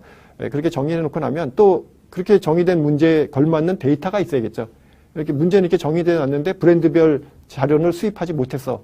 그러면 안 되는 거죠. 그런 노력을 하시면 되겠습니다. 근데 마지막 응용 분야는 뭐 좀 일반적인 인공지능 문제라고도 볼 수 있겠는데요. 뭐 영상 분석 또는 뭐 텍스트 분석 이거는 최근에 인공지능 분야에서도 굉장히 활발하게 연구되고 있어서 어쩌면 뭐 타 분야에서 이렇게 연구된 내용을 요 물류 분야에서 가져와서 활용하셔도 되지 않을까 싶은데요. 뭐 예를 들면 영상 데이터 분석해서 분량을 자동으로 검출해주는 일, 뭐 이런 거는 아까 사례에서도 말했지만 여러 가지 케이스들이 있으니까 좀 활용해 볼 수 있을 것 같고 또 일반적인 뭐 텍스트 분석이라고 얘기를 하는데 물류 분야에서는 특히 고객들의 뭐 VOC 같은 거를 분석하는 게 수작업을 할 경우에 여러 가지 뭐 어려움이 있을 수 있으니까요. 그래서 뭐 텍스트 분석을 인공지능으로 자동으로 해주면 불만성 그 상담 데이터를 검출하고 그런 불만에 대해서 선제적으로 대응할 여지가 생기고요. 또 뭐 마케팅 입장에서도 조금 더 이 텍스트 분석을 잘해서 뭐 고객의 수기로 입력된 데이터를 자동으로 분석해서 적절하게 마케팅을 수행하는 뭐 이런 일들도 가능하겠습니다. 뭐 이렇게 여러 가지 가능한 응용들을 말씀을 드렸는데요. 요약을 해보면 뭐 인공지능 뭐 또는 초거대 인공지능을 잘 활용하시면 물류 관리 부서의 업무를 조금 더 개선해 볼 수 있지 않을까. 뭐 물류 분야의 여러 가지 일들이 굉장히 단순한 작업이지만 굉장히 많은 양을 해야 되는데 이런 것들을 자동화하시면 시간과 비용을 절약한다든가 그래서 생산성, 정확성이 증대돼서 뭐 여러 가지 좋은 점이 있을 수 있을 것 같고요.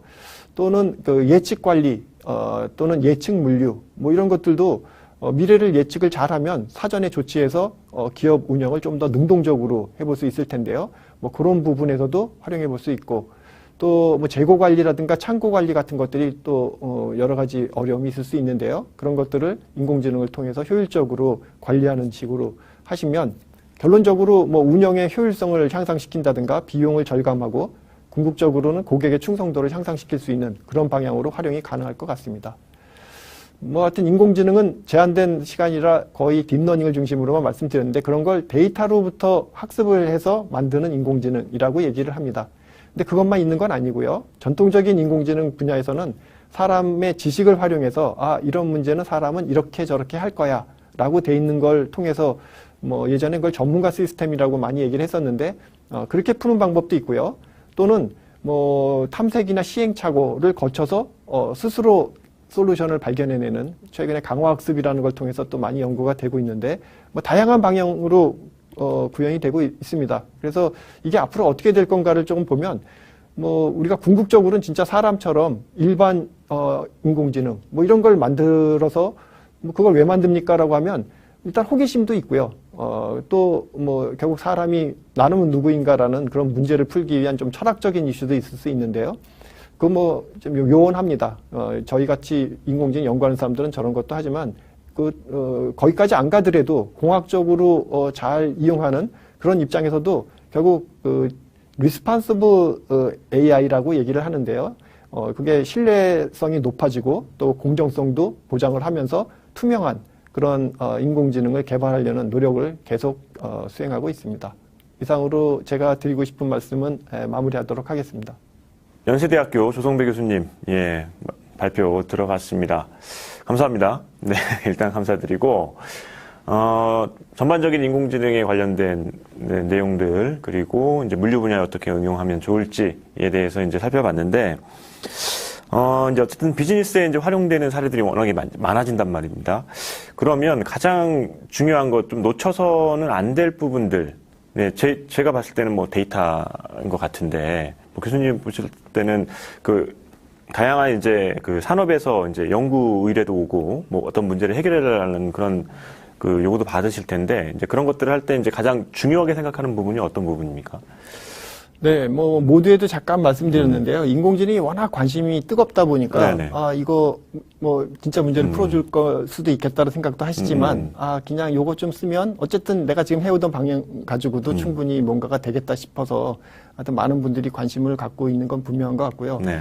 근데 사실 뭐 아까도 잠깐 말씀드렸지만 뭐 인공지능이 무슨 마법이라서 내가 갖고 있는 문제를 척척 다 해결해주고 뭐 사람보다 더 잘한다라고 하는 건 사실 기대하기 좀 어렵고요. 그래서 오히려 오늘 말씀 중에도 있었지만 내가 지금 풀고자 하는 문제가 뭔지를 좀 정확하게 포뮬레이션을 하실 필요가 있을 것 같습니다. 그러고 나면 이제 그게 사실은 데이터를 기반으로 풀릴 수도 있고 또는 뭐 전통적인 방법으로도 풀릴 수도 있는데 뭐 예를 들면 지금 당장은 챗 GPT 얘기 나오지만 딥러닝이 워낙 막강하니까 뭘 해도 다 딥러닝 가지고 풀어야지. 그거는 좀 잘못된 방식이라고 생각됩니다. 예를 들면 뭐 모종삽으로 충분히 가꿀 수 있는 화단을 포크레인 가지고 와서 다 들쑤시어 놓으면 오히려 큰 문제가 될 수 있고요. 뭐 겉보기엔 멋있을지 모르지만 실효는 별로 없을 것 같다는 생각도 들고요. 그래서 어쨌든 포뮬레이션이 잘 되고 나면 지금은 뭐 예전에 비해서는 확실히 뭐 딥러닝을 중심으로 데이터를 기반으로 하는 인공지능이 실제로 좋은 효과를 내는 케이스들이 많이 있기 때문에 그게 타당한 정당성만 확보된다면 그거에 맞춰서 데이터를 잘 수합을 하시고 뭐 그래서 쓰시면 제가 볼 때는 적어도 그 과정에서 이전보다 더 나쁘게 됐어요는 있을 수 없다고 보이고요. 또 경우에 따라서는 훨씬 더 좋은 결과가 나올 수 있으리라고 보입니다. 네, 알겠습니다. 여기까지 진행을 해봤고요. 오늘 발표해 주신 연세대학교 조성배 교수님 발표 감사합니다. 네, 감사합니다.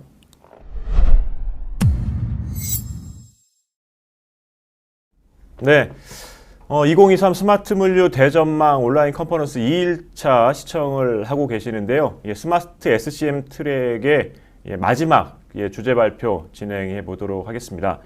스마트 SCM 트랙의 마지막 주제 발표는 카카오 모빌리티의 AI 연구 개발을 진두지휘하고 계신 김정민 팀장님을 모시고 AI 미래 모빌리티와 물류라는 주제에 함께 말씀 나눠보도록 하겠습니다. 그러면 제 옆에 보이시죠? 김정민 팀장님 모셨습니다. 안녕하십니까? 네, 안녕하십니까? 카카오 모빌리티 AI 연구 개발팀 맡고 있는 김정민입니다. 네, 반갑습니다. 네. 어렵게 모셨습니다. 네. 궁금한 것도 상당히 많고요. 오늘 이제 김정민 팀장님께 이제 궁금한 것들이 있으시면 오른쪽 채팅창을 통해서 실시간으로 질문 올려주시기 바랍니다. 저희가 후반부에 웨비나 후반부에 질문 몇 개를 한번 소화를 해보도록 하겠습니다. 오늘 이제 팀장님께서 AI 그리고 미래 모빌리티와 이제 물류 관련해서 이제 말씀을 해주실 예정인데 카카오 모빌리티 왜 물류 사업을 하십니까?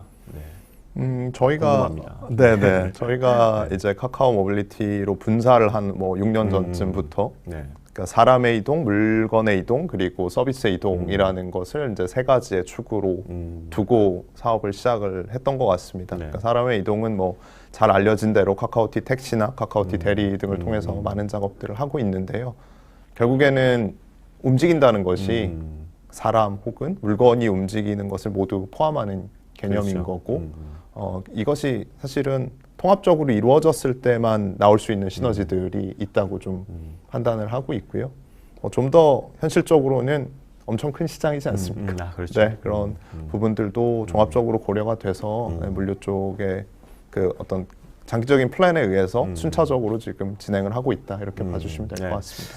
지금 어쨌든 소속된 팀이 이제 AI 연구 개발이신데 뭐 지금 물류 쪽만 놓고 봤을 때 어떤 부분에 좀 AI가 좀 활용이 좀 되거나 혹은 앞으로 이제 적용할 좀 예정이신가요? 네, 뭐 큰 틀에서 저희 회사를 떠나서 큰 네. 틀에서는 이제 공장 내부의 자동화라던가 이런 것들이 이미 사실 되게 잘 해왔던 물려 잘 해왔던 분야인데요. 네. 저희가 조금 더 집중을 하는 것은 이제 라스트 마일에서는 이동의 효율성을 최대화시킬 수 있는 방법들, 최적의 경로들을 찾는다거나 물건들을 최적으로 나눠서 배송한다거나 이런 문제들이 이제 AI가 적용될 수 있는 부분일 것 같고, 그리고 미들마일 영역에 있어서나 이제 라스트 마일 포함입니다만 이제 어떻게 잘 매칭을 할 것이냐, 그러니까 누가 어떤 물건을 가지고 어떤 회사에 가서 어디에다 가져갈 것인가, 이런 부분들이 사실은 저희가 이미 하고 있는 다양한 매칭 기술로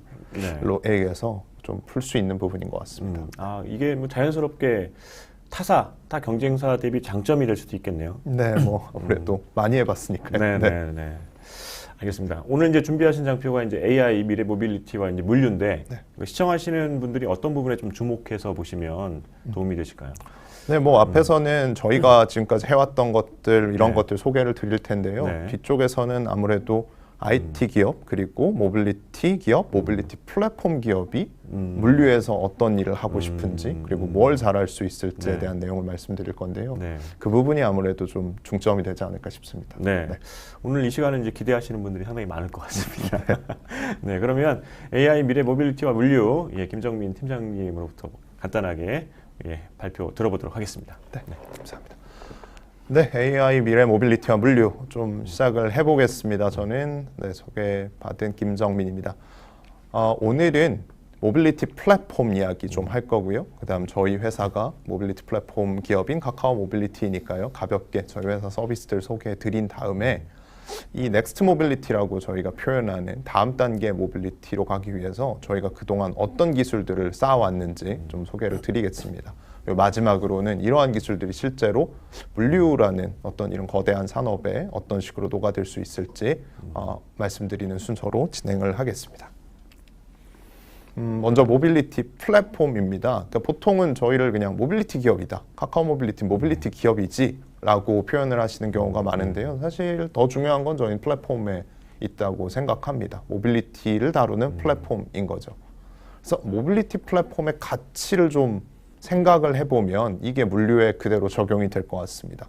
가장 중요한 건 자원 활용의 효율성을 증가시킬 수 있다는 점입니다. 예전에 저희가 택시 잡을 때 생각해 보면 택시를 타고 싶은 사람은 골목 안이나 집 안에 있고 택시를 운행하시는 기사님들은 큰 길가에 그냥 계속 돌아다니시는 상태가 유지가 되는 거죠. 타고 싶은 사람도 있고 태우고 싶은 사람도 있는데 서로 매칭이 되지 않아서 무언가 탑승 행위가 일어나지 않는 시점들이 아주 오랫동안 있었습니다. 이런 것들을 사실 이제 모빌리티 플랫폼이 IT 기술을 이용해서 만들어 왔던 거고요. 이를 통해서 빈 차가 적어지는 거죠. 더 많은 택시들이 승객을 태우고 이동을 할 수 있는 것처럼 자원 활용의 효율성을 증가하는 부분이 사실 모빌리티 플랫폼이 만들 수 있는 큰 가치 중에 하나일 거고요. 그다음 두 번째는 수요자의 접근성과 편의성을 증진하는 겁니다. 뭐 콜택시를 전화로 부를 수도 있을 거고요. 퀵 같은 경우에도 기존에 이제 전화를 하셔가지고 뭐 여러 가지 방법들을 이용을 하실 텐데요.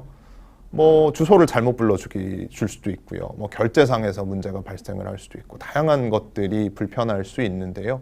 이런 부분들을 이제 앱이라는 어떠한 하나의 UX를 통해서 편의성을 증진시키는 것도 모빌리티 플랫폼, 특히 모바일 모빌리티 플랫폼의 가치라고 말할 수 있을 것 같습니다.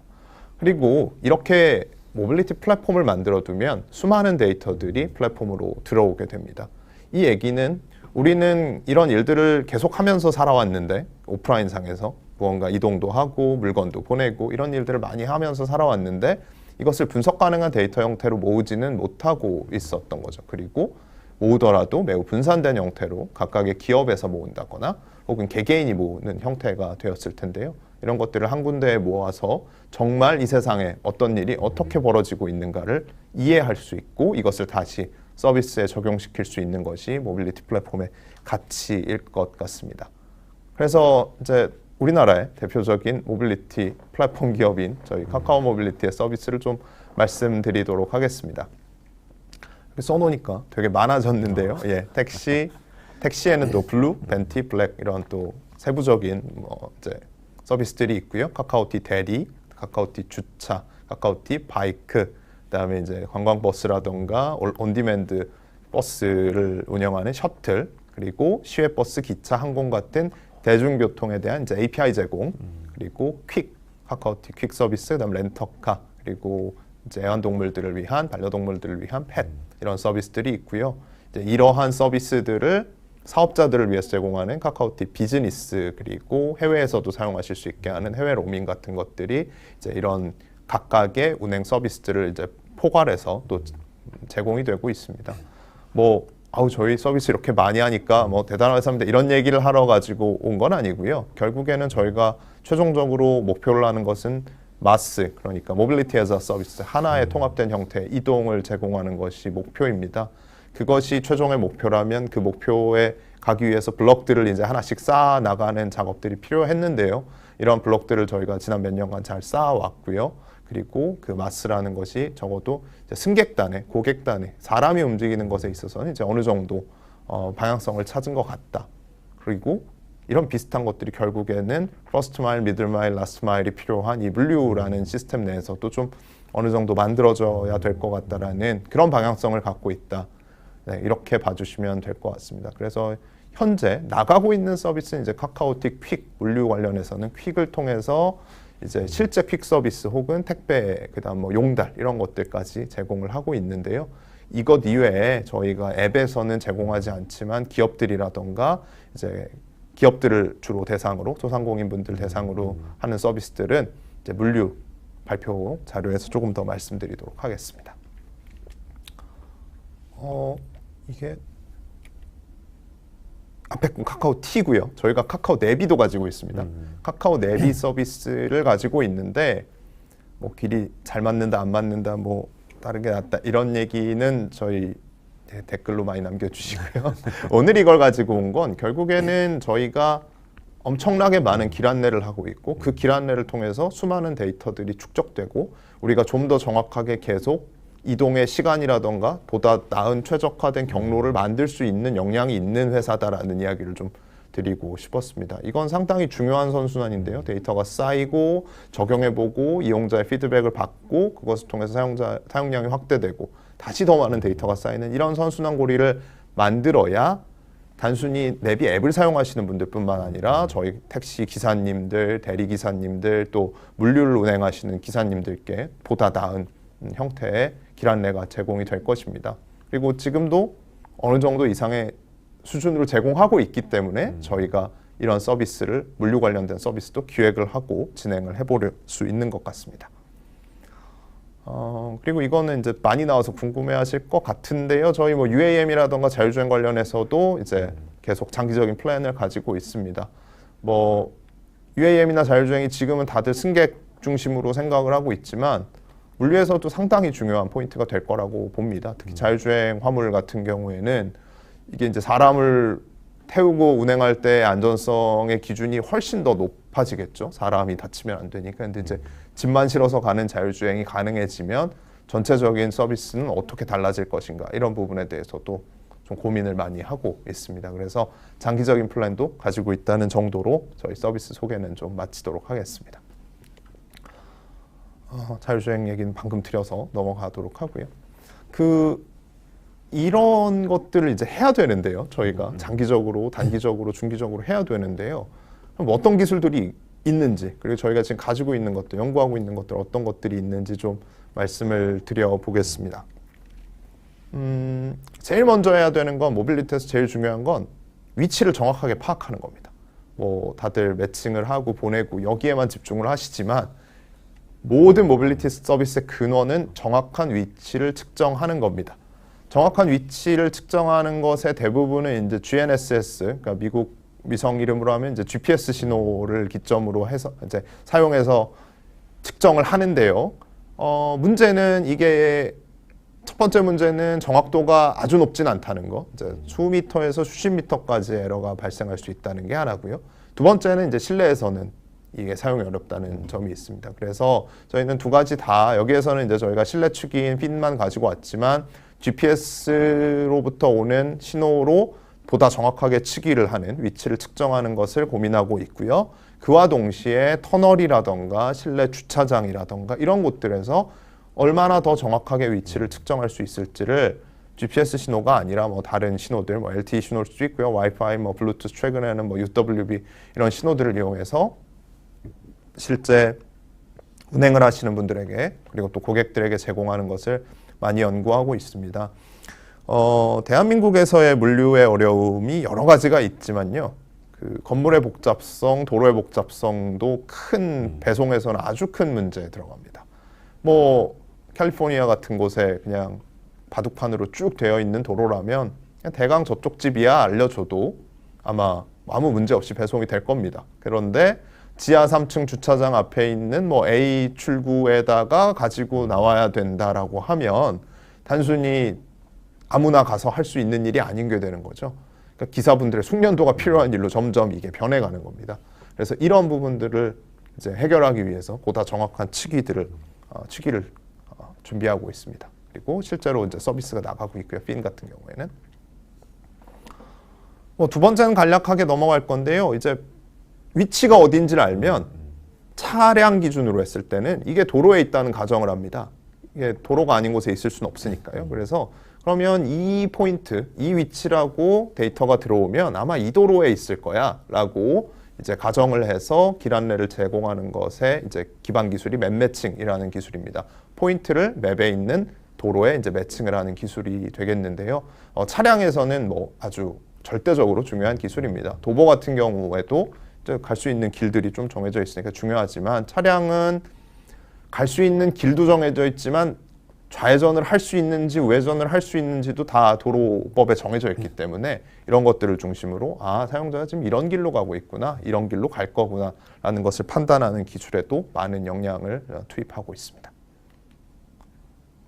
이런 것들이 기반이 되면 이제 저희가 실시간 교통 상황 기반으로 이제 길 찾기를 해드릴 수 있는 겁니다. 카카오 내비 아마 사용해 보신 분들 대부분 잘 아실 텐데요. 이러한 것이 이제 내비라는 서비스로도 나가지만 모듈화를 시켜서 택시 기사분들, 물류 기사분들이 실제로 사용하시는 앱에도 또 따로 들어가 있는 형태입니다. 그래서 저희가 그냥 가만히 있는 건 아니고요. 2주마다 전국 도로망을 계속 업데이트를 하고요. 1분 단위로 실시간 교통을 계속 업데이트합니다. 그래서 이제 경로 변경도 가능하고 저희가 가지고 있는 것 중에 이제 좋은 기술은 100개 정도의 경유지를 포함했을 때 이제 최적 경로 탐색하는 API를 내부적으로 만들어서 기업들에 제공을 하고 있습니다. 그러니까 100개라는 게 뭐 100이라는 숫자가 좀 좋아서 한 것도 있지만 한 기사님이 하루에 배송하실 수 있는 어떤 물건의 수가 몇백 개를 넘지는 않더라고요. 그래서 이제 그 정도의 경유지를 최적의 경로로 제공을 할 수 있는 것들을 이제 기술적으로 준비를 해놓고 있는 상황입니다. 자, 이렇게까지 해서 뭐 길 찾기도 하고 앞에서 말씀드린 블록도 다 찾고 그 다음에 이제 하려고 하는 것은 이제 승객 기준으로는 멀티모달 라우팅이라고 하는 다양한 탈 것을 이용해서 어딘가에 도착하고 싶을 때 이것을 통합적으로 경로를 제공해 주는 것들을 목표로 이제 하고 있고요. 이 기술은 결국 퍼스트 마일, 미들 마일, 라스트 마일로 구분되는 물류 시장에서도 유의미할 것으로 보입니다. 뭐 중간에 뭐 퍼스트부터 라스트 마일까지 그냥 화물차가 한 번에 끝낸다 이러면은 뭐 큰 문제가 되지 않겠습니다만 중간에 뭐 창고가 존재하고 또 그 상위 단계의 창고가 존재하고 뭐 머물러 있다가 다시 또 물건이 나가야 되고 이런 상황들을 고려한다고 하면 저희가 다단계의 어떤 라우팅에 대해서도 현재 고민을 많이 하고 있습니다. 네. 그리고 이제 아까 말씀드렸다시피 단순히 좋은 길을 찾아주는 것뿐만 아니라 정확하게 몇 분에 도착할지도 이제 알아야겠죠. 이게 연속된 형태의 여정일 때는 더더욱 중요해집니다. 기차 시간 놓쳐서 안 되고요. 비행기 시간 놓쳐서 안 되고요.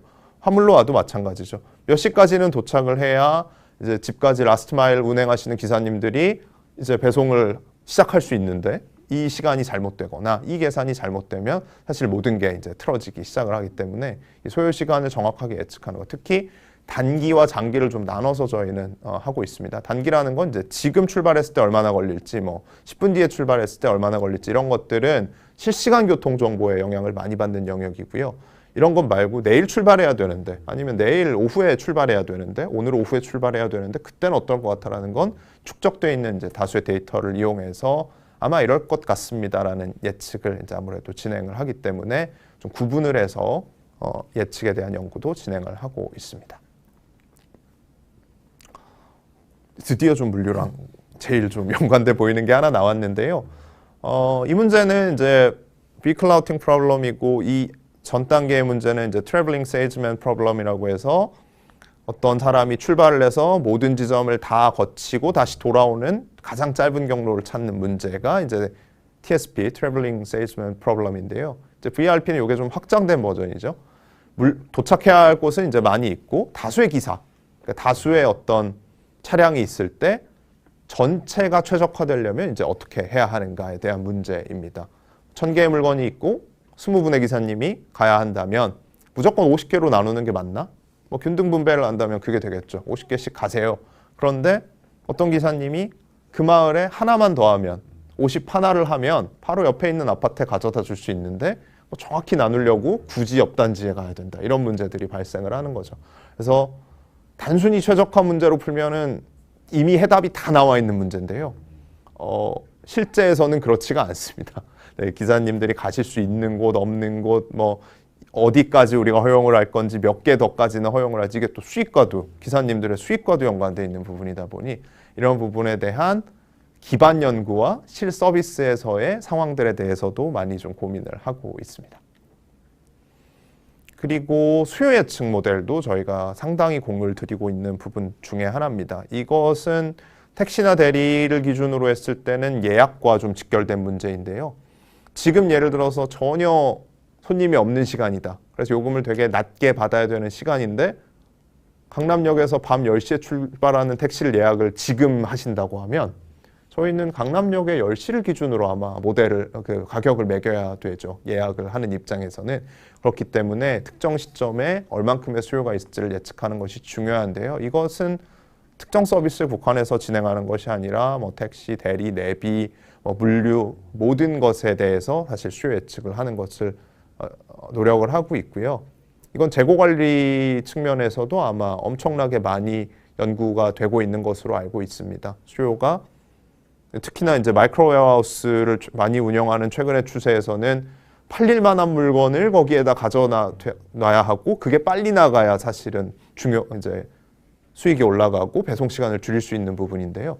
이제 그런 것들을 더 잘하기 위해서 수요 예측을 하고 있고요. 한 가지 특징적인 것은 저희가 기본적으로 공간 데이터를 다루고 있다 보니까 그러니까 단순히 이 물건이 뭐 많이 팔린다, 적게 팔린다라는 이 패턴뿐만 아니라 공간적으로 이 지역에서 이렇다, 시간적으로 이 지역에서 이렇다라는 시공간 데이터를 결합한 수요 예측에 지금 공을 많이 들이고 있습니다. 그리고 다이나믹 프라이싱도 매우 중요합니다. 방금 말씀드린 것처럼 수요와 공급에 따라서 이제 가격은 결정이 되게 되어 있는데요. 수요가 많아지면 가격이 내려갈 거고요. 수요가 많아지면 가격이 올라갈 거고요. 공급이 많아지면 가격이 이제 내려갈 텐데요.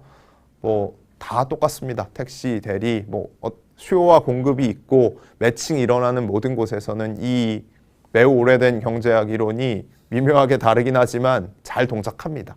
그렇기 때문에 물류에서도 지금 보내고 싶은 사람이 많을 때 그리고 지금 운행하고 싶은 사람이 많을 때 이제 저런 프라이싱들을 잘 해야 하는데요. 많은 부분이 고정화되어 있더라고요. 저희가 이쪽 시장을 이제 많이 판단을 해보면 퀵 서비스 같은 경우도 뭐 서울시 무슨 구에서 무슨 구로 갈 때는 얼마 뭐 그냥 이런 식으로 고정되어 있는 것들이 많이 있고 그것은 당연하죠. 왜냐하면 현재 지금 수요와 공급을 실시간으로 알 수 없기 때문에 이제 그런 형태의 요금제들이 만들어졌는데요. 이런 것들을 조금 더 고도화할 수 있는지 많이 연구를 진행을 하고 있습니다. 제 시간을 되게 많이 쓴 것 같은데 앞에 있는 부분과 조금 많이 앞에서도 말씀을 드린 부분이 있어서 물류에 대해서는 조금 더 집약적으로 중요한 부분들만 말씀을 드리겠습니다. 저희는 일단 모빌리티 플랫폼이기도 하지만 IT 기업입니다. IT 기업이라는 면에서는 이런 일을 한다고 봐주시면 될 것 같은데요. 그러니까 디지털 트랜스포메이션 개념, 그러니까 기존에 디지털로 되어 있지 않던 것을 디지털로 바꾸는 개념이고요. 온라인은 이것을 네트워크에 연결을 하는 개념이고 최종적으로는 이것을 이제 모바일이라고 하는 UX에다가 올릴 거냐 말 거냐 이제 이게 좀 옵셔널하게 들어갈 텐데요. 디지털 트랜스포메이션은 은근히 잘 되어 있습니다. 그러니까 아직 손으로 쓰시는 데는 거의 없죠. 그러니까 최소한 컴퓨터에다가 이제 무언가를 저장을 하는 면에서는 디지털 트랜스포메이션이 되어 있는데 잘 되어 있는가라고 하면은 그건 잘 모르겠습니다. 그냥 파일에다가 막 써놓는다던가. 그래서 이제 이런 부분들을 좀 더 엄격하게 잘 좋은 포맷으로 하려는 작업, 그리고 온라인 네트워크에 연결시켜서 통신을 하고 그리고 그 데이터들이 서버로 모일 수 있게 하는 작업, 그리고 그 사용하는 것을 이제 스마트폰이라고 하는 모바일 기기에 올리는 작업을 하는 게 이제 저희가 바라보는 역할인 것 같고요. 뭐 예를 들면 예전에도 다 은행 업무 하셨잖아요. 은행 가시면 그거 다 디지털화 돼 있었죠. 뭐 계좌 이체할 수 있었고요. 그런데 지금 다 스마트폰 앱으로 하시잖아요. 이런 것처럼 기존에 있던 것들을 이 세 가지의 방식을 통해서 새로운 형태로 바꾸는 것이 IT 기업들의 이제 목표일 텐데요. 그럼 IT 기업 잘하는 거 뭐냐? 세 가지 밑에부터 말씀드릴 텐데요. 서버하고 네트워크의 안정성 유지하는 겁니다. 대용량 서비스를 운영을 해봤기 때문에 서버하고 네트워크 안정적으로 운영하는 거 중요하고요. 두 번째는 기반 기술들, 아까 말씀드렸던 AI 기술들이라던가 최적화 솔루션들을 각 서비스나 각 필드에 맞게 이제 갖고 있을 겁니다. 데이터를 기반으로 잘 했을 거고요. 마지막은 높은 수준의 UX와 UI를 제공할 수 있다는 겁니다. 대한민국의 앱 유저들 전 세계적으로도 UX, UI 민감하기로 유명합니다. 네, 이 기준에 맞도록 만드는 것이 쉬운 일이 아닌데요. 이런 것들을 성공적으로 해왔던 기업들이 아마 이런 세 가지 장점을 가지고 물류시장에 들어오고 싶어 할 겁니다. 그러면 IT 말고 모빌리티 플랫폼으로서의 강점은 무엇이냐? 방금 말씀드린 밑에서부터 또 말씀드릴 텐데요. IT 인프라스트럭처 잘 돼 있는 거 말씀드렸고요. 두 번째는 단순히 기반 기술 말고 모빌리티에 관련된 테크놀로지, 말씀드렸던 AI 매칭, 다이나믹 프라이싱, 그다음에 라우팅 같은 것들을 이제 가지고 있을 거고요. 맨 위에 유저 프렌들리한 애플리케이션을 만들어내는 것도 중요합니다. 여기서 애플리케이션은 모바일과 보통 웹에 있는 웹페이지 두 가지 정도를 같이 포함을 합니다. 아직도 여전히 이제 설치되어 있는 프로그램을 사용하시거나 웹페이지를 이용해서 관리하시는 분들이 많은데요. 뭐 설치 프로그램도 방법이 될 수 있지만 이제 가능하면 웹페이지를 제공해드리고 실제 연산들은 이제 서버에서 일어나는 형태로 제공을 해드리게 되면 관리의 측면에서나 사용성, 그 다음에 추후의 유지 보수의 측면에서도 장점이 좀 많이 있는 걸로 저희가 파악을 하고 있어서 이런 것들을 이제 잘 만들려고 하고 있습니다. 그래서 저희가 그럼 물류에 어느 시장 들어갈 거냐? 이제 처음에 고민을 했던 건 라스트 마일인 TMS입니다. 그러니까 로지스틱 인포메이션 시스템, 그러니까 전체적인 그 물류의 정보화 시스템을 놓고 보면 한 세 가지 정도의 매니지먼트 시스템이 있었던 것 같아요. 그러니까 오더 매니지먼트, 주문 관리, 그다음에 웨어하우스, 창고 관리, 마지막으로는 이제 교통 관리라고 하면 좀 뭐하고 이제 실제로 운송을 하는 이 최종의 부분의 관리인데 저희는 모빌리티 플랫폼 기업이잖아요. 그러니까 오더나 웨어하우스도 IT 기업들 아마 잘할 수 있는 기업들 많이 있을 겁니다. 카카오 지금 엔터프라이즈도 이제 웨어하우스 매니지먼트 시스템에 대해서 좀 고민 많이 하시는 것 같은데 저희는 진짜 움직이는 거라니까 TMS를 내야지라고 생각을 했던 겁니다. 그래서 위에 있는 도표에서 보시는 컴퍼니, 회사에서 출발해서 창고 거쳐서 포장하고 분류하고 배송해서 고객에게 넘어가는 이 마지막 딜리버리와 커스터머 부분에 잘할 부분이 있을 것 같다. 이렇게 좀 생각을 했고요. 간략하게 도식화하면 왼쪽에 있는 매니지먼트, 앱 잘 만들어드리고 사용성 편리하게 해드리고 그다음 결제 편리하게 해드리고 관리 편리하게 해드리는 이 매니지먼트 부분 잘할 수 있을 것 같고 그 다음에 물건을 분배하는 디스패치하고 실제 배송하는 딜리버리하는 최적화 그리고 경로를 제공해주는 것들 잘할 수 있을 것 같았습니다. 이런 걸 잘하면 카카오 모빌리티의 TMS, KMTMS가 상품성 있게 나오겠다라는 생각을 하고 진행을 하고 있습니다. 그래서 이 기반 기술은 아까 앞에서 좀 말씀드렸던 거하고 대부분 좀 중복이 돼서 요 분배 관련해서만 간략하게 말씀을 드리면요. 그냥 구역만 갖고 분배해도 안 되고요. 물건 수만 갖고 분배해도 안 됩니다. 이제 미묘한 선들이 있고요. 해보니까 엄청나게 많은 외부적인 제약 조건들이 많았습니다. 제일 놀랐던 건 어떤 아파트 지하 주차장에는 일반 탑차가 못 들어가요. 거기 작은 것만 들어갈 수 있어요 라던가 이런 수많은 제약 조건들을 서비스에다가 이제 엮어내야 단순히 최적화가 아니라 쓸 수 있는 최적화가 될 것이다. 뭐 이런 생각을 좀 하고 있습니다. 이쪽은 저희 내비게이션 관련된 안정성 이슈라서 앞에서 좀 말씀드린 것과 겹치는 것 같아서 넘어가도록 하겠습니다. 그래서 저희는 이렇게 만들고 싶습니다. 커먼 피처. 그러니까 모든 회사가 필요한 것들, 그러니까 기반 기술이 되겠죠. 잘 분배하고 잘 길 안내를 하고 매니지먼트를 쉽게 하는 인터페이스들을 제공을 하되 그 사용자만의 이제 커스터마이제이션도 필요할 겁니다. 어떤 기업들은 이제 신선식품을 배송하시는 분들도 있고요. 럭셔리를 배송하시는 분들도 있고 큰 물건을 배송하시는 분도 있고 매일 하는 분, 일주일 만에 하는 분 다 다르겠죠. 그래서 커스터마이제이션 당연히 필요할 것이다. 그렇다고 뭐 저희가 SI 업체처럼 다 들어가서 하나씩 거기 시스템을 만드는 게 아니라 우리 커먼 피처에 맞는, 우리 커먼 피처를 사용할 수 있는 곳들과 그 세분화된 커스터마이제이션을 통해서 보다 나은 서비스를 만들어 내겠다는 거고요. 마지막으로는 안정적으로 운영을 해드리고, 안정적인 운영이라는 서버 레벨에서의 안정적인 운영, 그리고 두 번째로는 문제가 발생했을 때 대응할 수 있는 능력, 이 두 가지를 가지고 있으니 이런 것들을 좀 잘 해봐야겠다라는 게 잘할 수 있을 겁니다. 그리고 네, 저희의 생각이고요. 요게 이제 지난번 발표에 없었던 거고 디테일하게 말씀드리기 어려운 내용이어서 매우 큰 키워드들만 좀 가져온 이제 미들마일 얘기인데요. 저희가 뭐 미들마일 시장 쪽에 이제 지분 투자하는 것들이 이미 기사로 다 나가 있어서 알고 계실 텐데 왜 잘할 수 있을까를 놓고 보면 결국에는 매칭을 잘해왔고 가격을 잘 만들어 왔기 때문인 것 같습니다.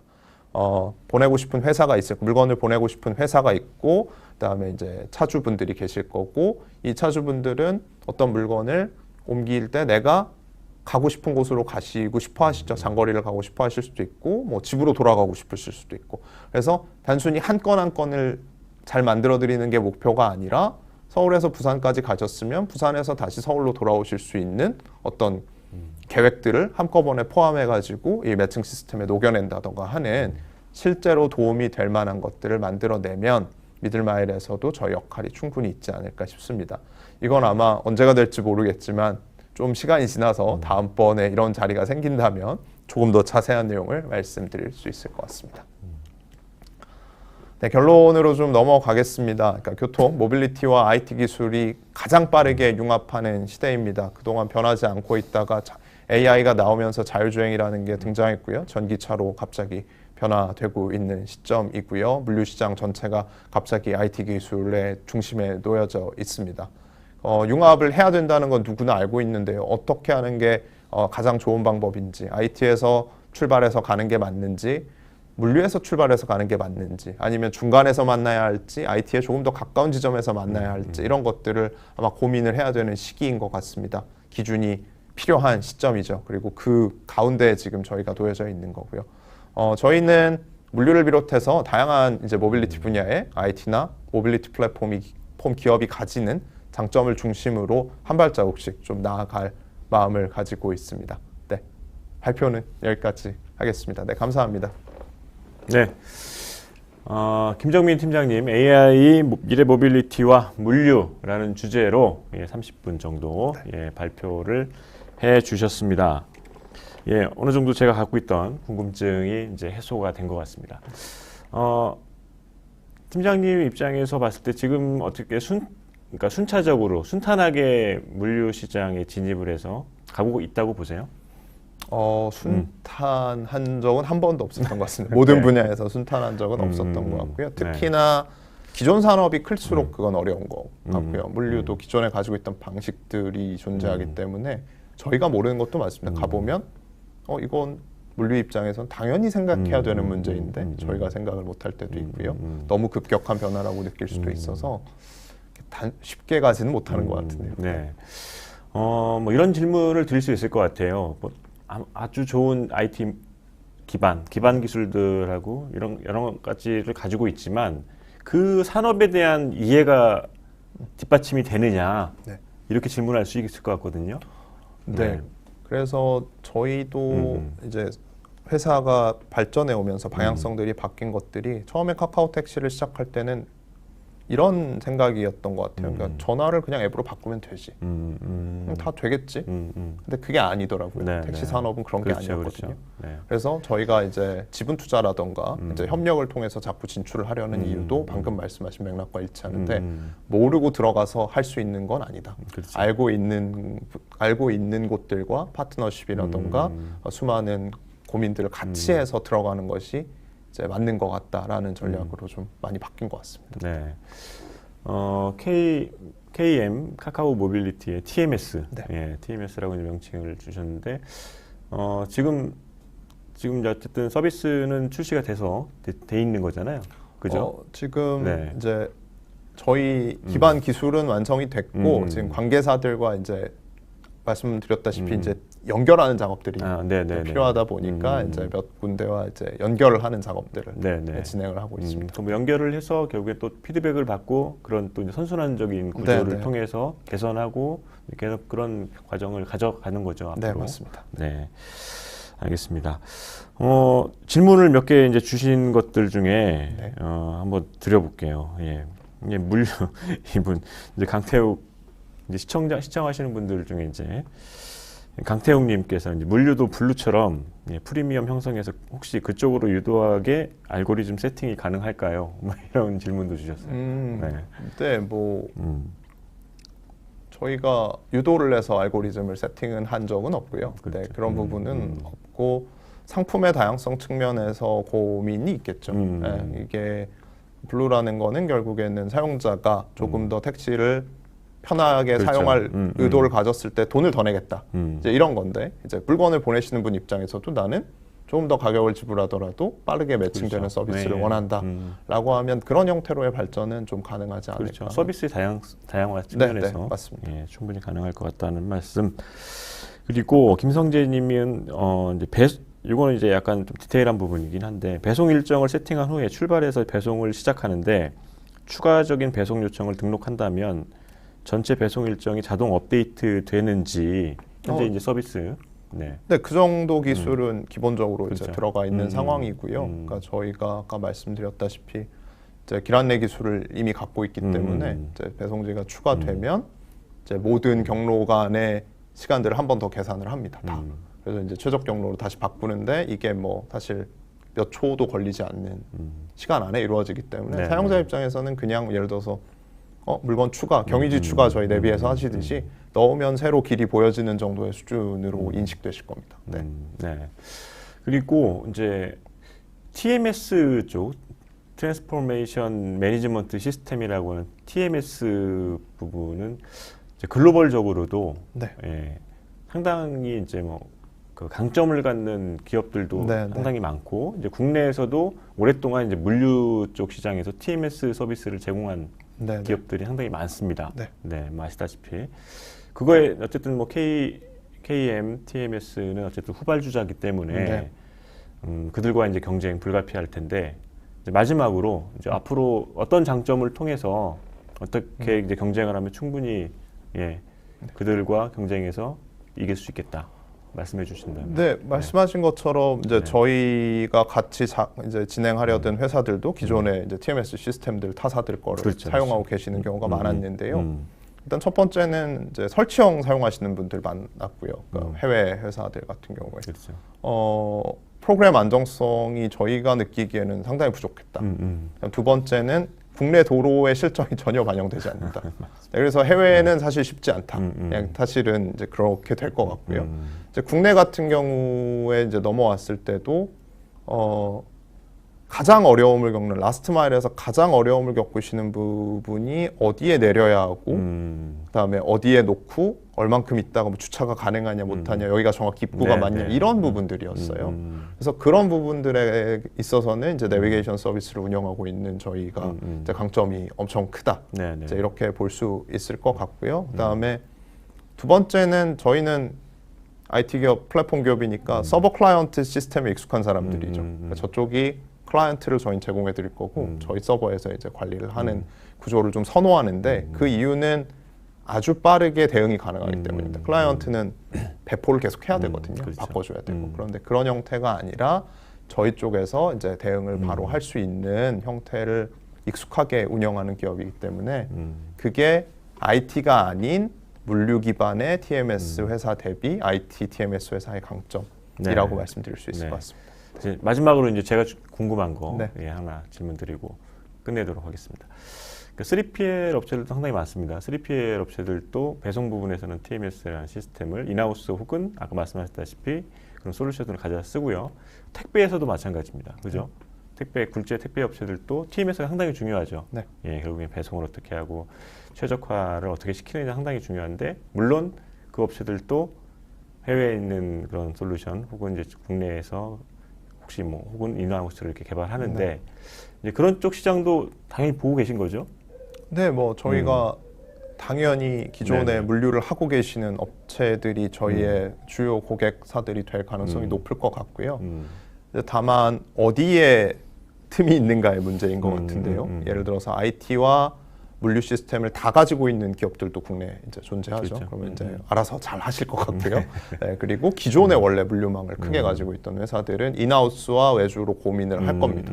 네, 그런데 아주 규모가 크면 뭐 인하우스가 더 좋을 수도 있겠죠. 그런데 최근에 보면 물류에 새롭게 뛰어들려고 하는 업체들이 이제 상당히 많이 늘어났고 기존에 이제 단순히 오프라인 매장이라든가 이런 것을 운영하다가 이제 완전히 뭐 새벽 배송이라 좀 더 빠른 규모로 운송을 하려는 곳들이 늘어나다 보니 되게 실시간에 가까운 솔루션들을 원하는 곳들이 되게 많이 늘어나고 있는 것 같아요. 그래서 모두 저희가 고객이 되시면 좋겠다라고 생각하지만 저희가 보다 중점적으로 생각하는 마켓들은 좀 더 빠르게 그리고 본인들이 개발하는 것보다 더 빠른 속도로 사업을 진행하고 싶은 신규 또 물류 관련 업체들이 되지 않을까 생각하고 있습니다. 네. 연구 개발 쪽에 계신데 제가 너무 사업 쪽까지 여쭤봐서 예, 네. 죄송합니다. 앞으로 이제 카카오 모빌리티의 이제 물류 시장에서의 이제 활약 지켜보도록 하겠습니다. 네, 오늘 발표 감사합니다. 네, 감사합니다. 네, 지금까지 2023 스마트 물류 대전망 온라인 컨퍼런스 2일차 스마트 SCM 트랙 함께 하셨습니다. 세 분의 주제 발표 연사와 함께 하셨는데요. 예, 좋은 시간 되셨는지 궁금합니다. 끝까지 시청해 주셔서 감사드리고요. 예, 적극적으로 이제 다양한 질문 그리고 설문에 참여해 주셔서 다시 한번 감사하다는 말씀 전합니다. 2023 스마트 물류 대전망 온라인 컨퍼런스 저희가 준비한 내용은 여기까지고요. 이번 컨퍼런스가 성공적으로 마무리될 수 있도록 도와주신 9분의 전문가분들 그리고 끝까지 시청해주신 시청자분들께 다시 한번 고개 숙여 감사의 말씀을 드립니다. 이번 저희가 준비한 스마트 물류 대전망 온라인 컨퍼런스가 귀사의 비즈니스에 조금이나마 도움이 됐으면 하는 바람이 있고요. 저희는 보다 알찬 내용으로 2024 스마트 물류 대전망 온라인 컨퍼런스를 통해서 다시 찾아뵙도록 하겠습니다. 끝까지 시청해 주셔서 감사합니다. 고맙습니다.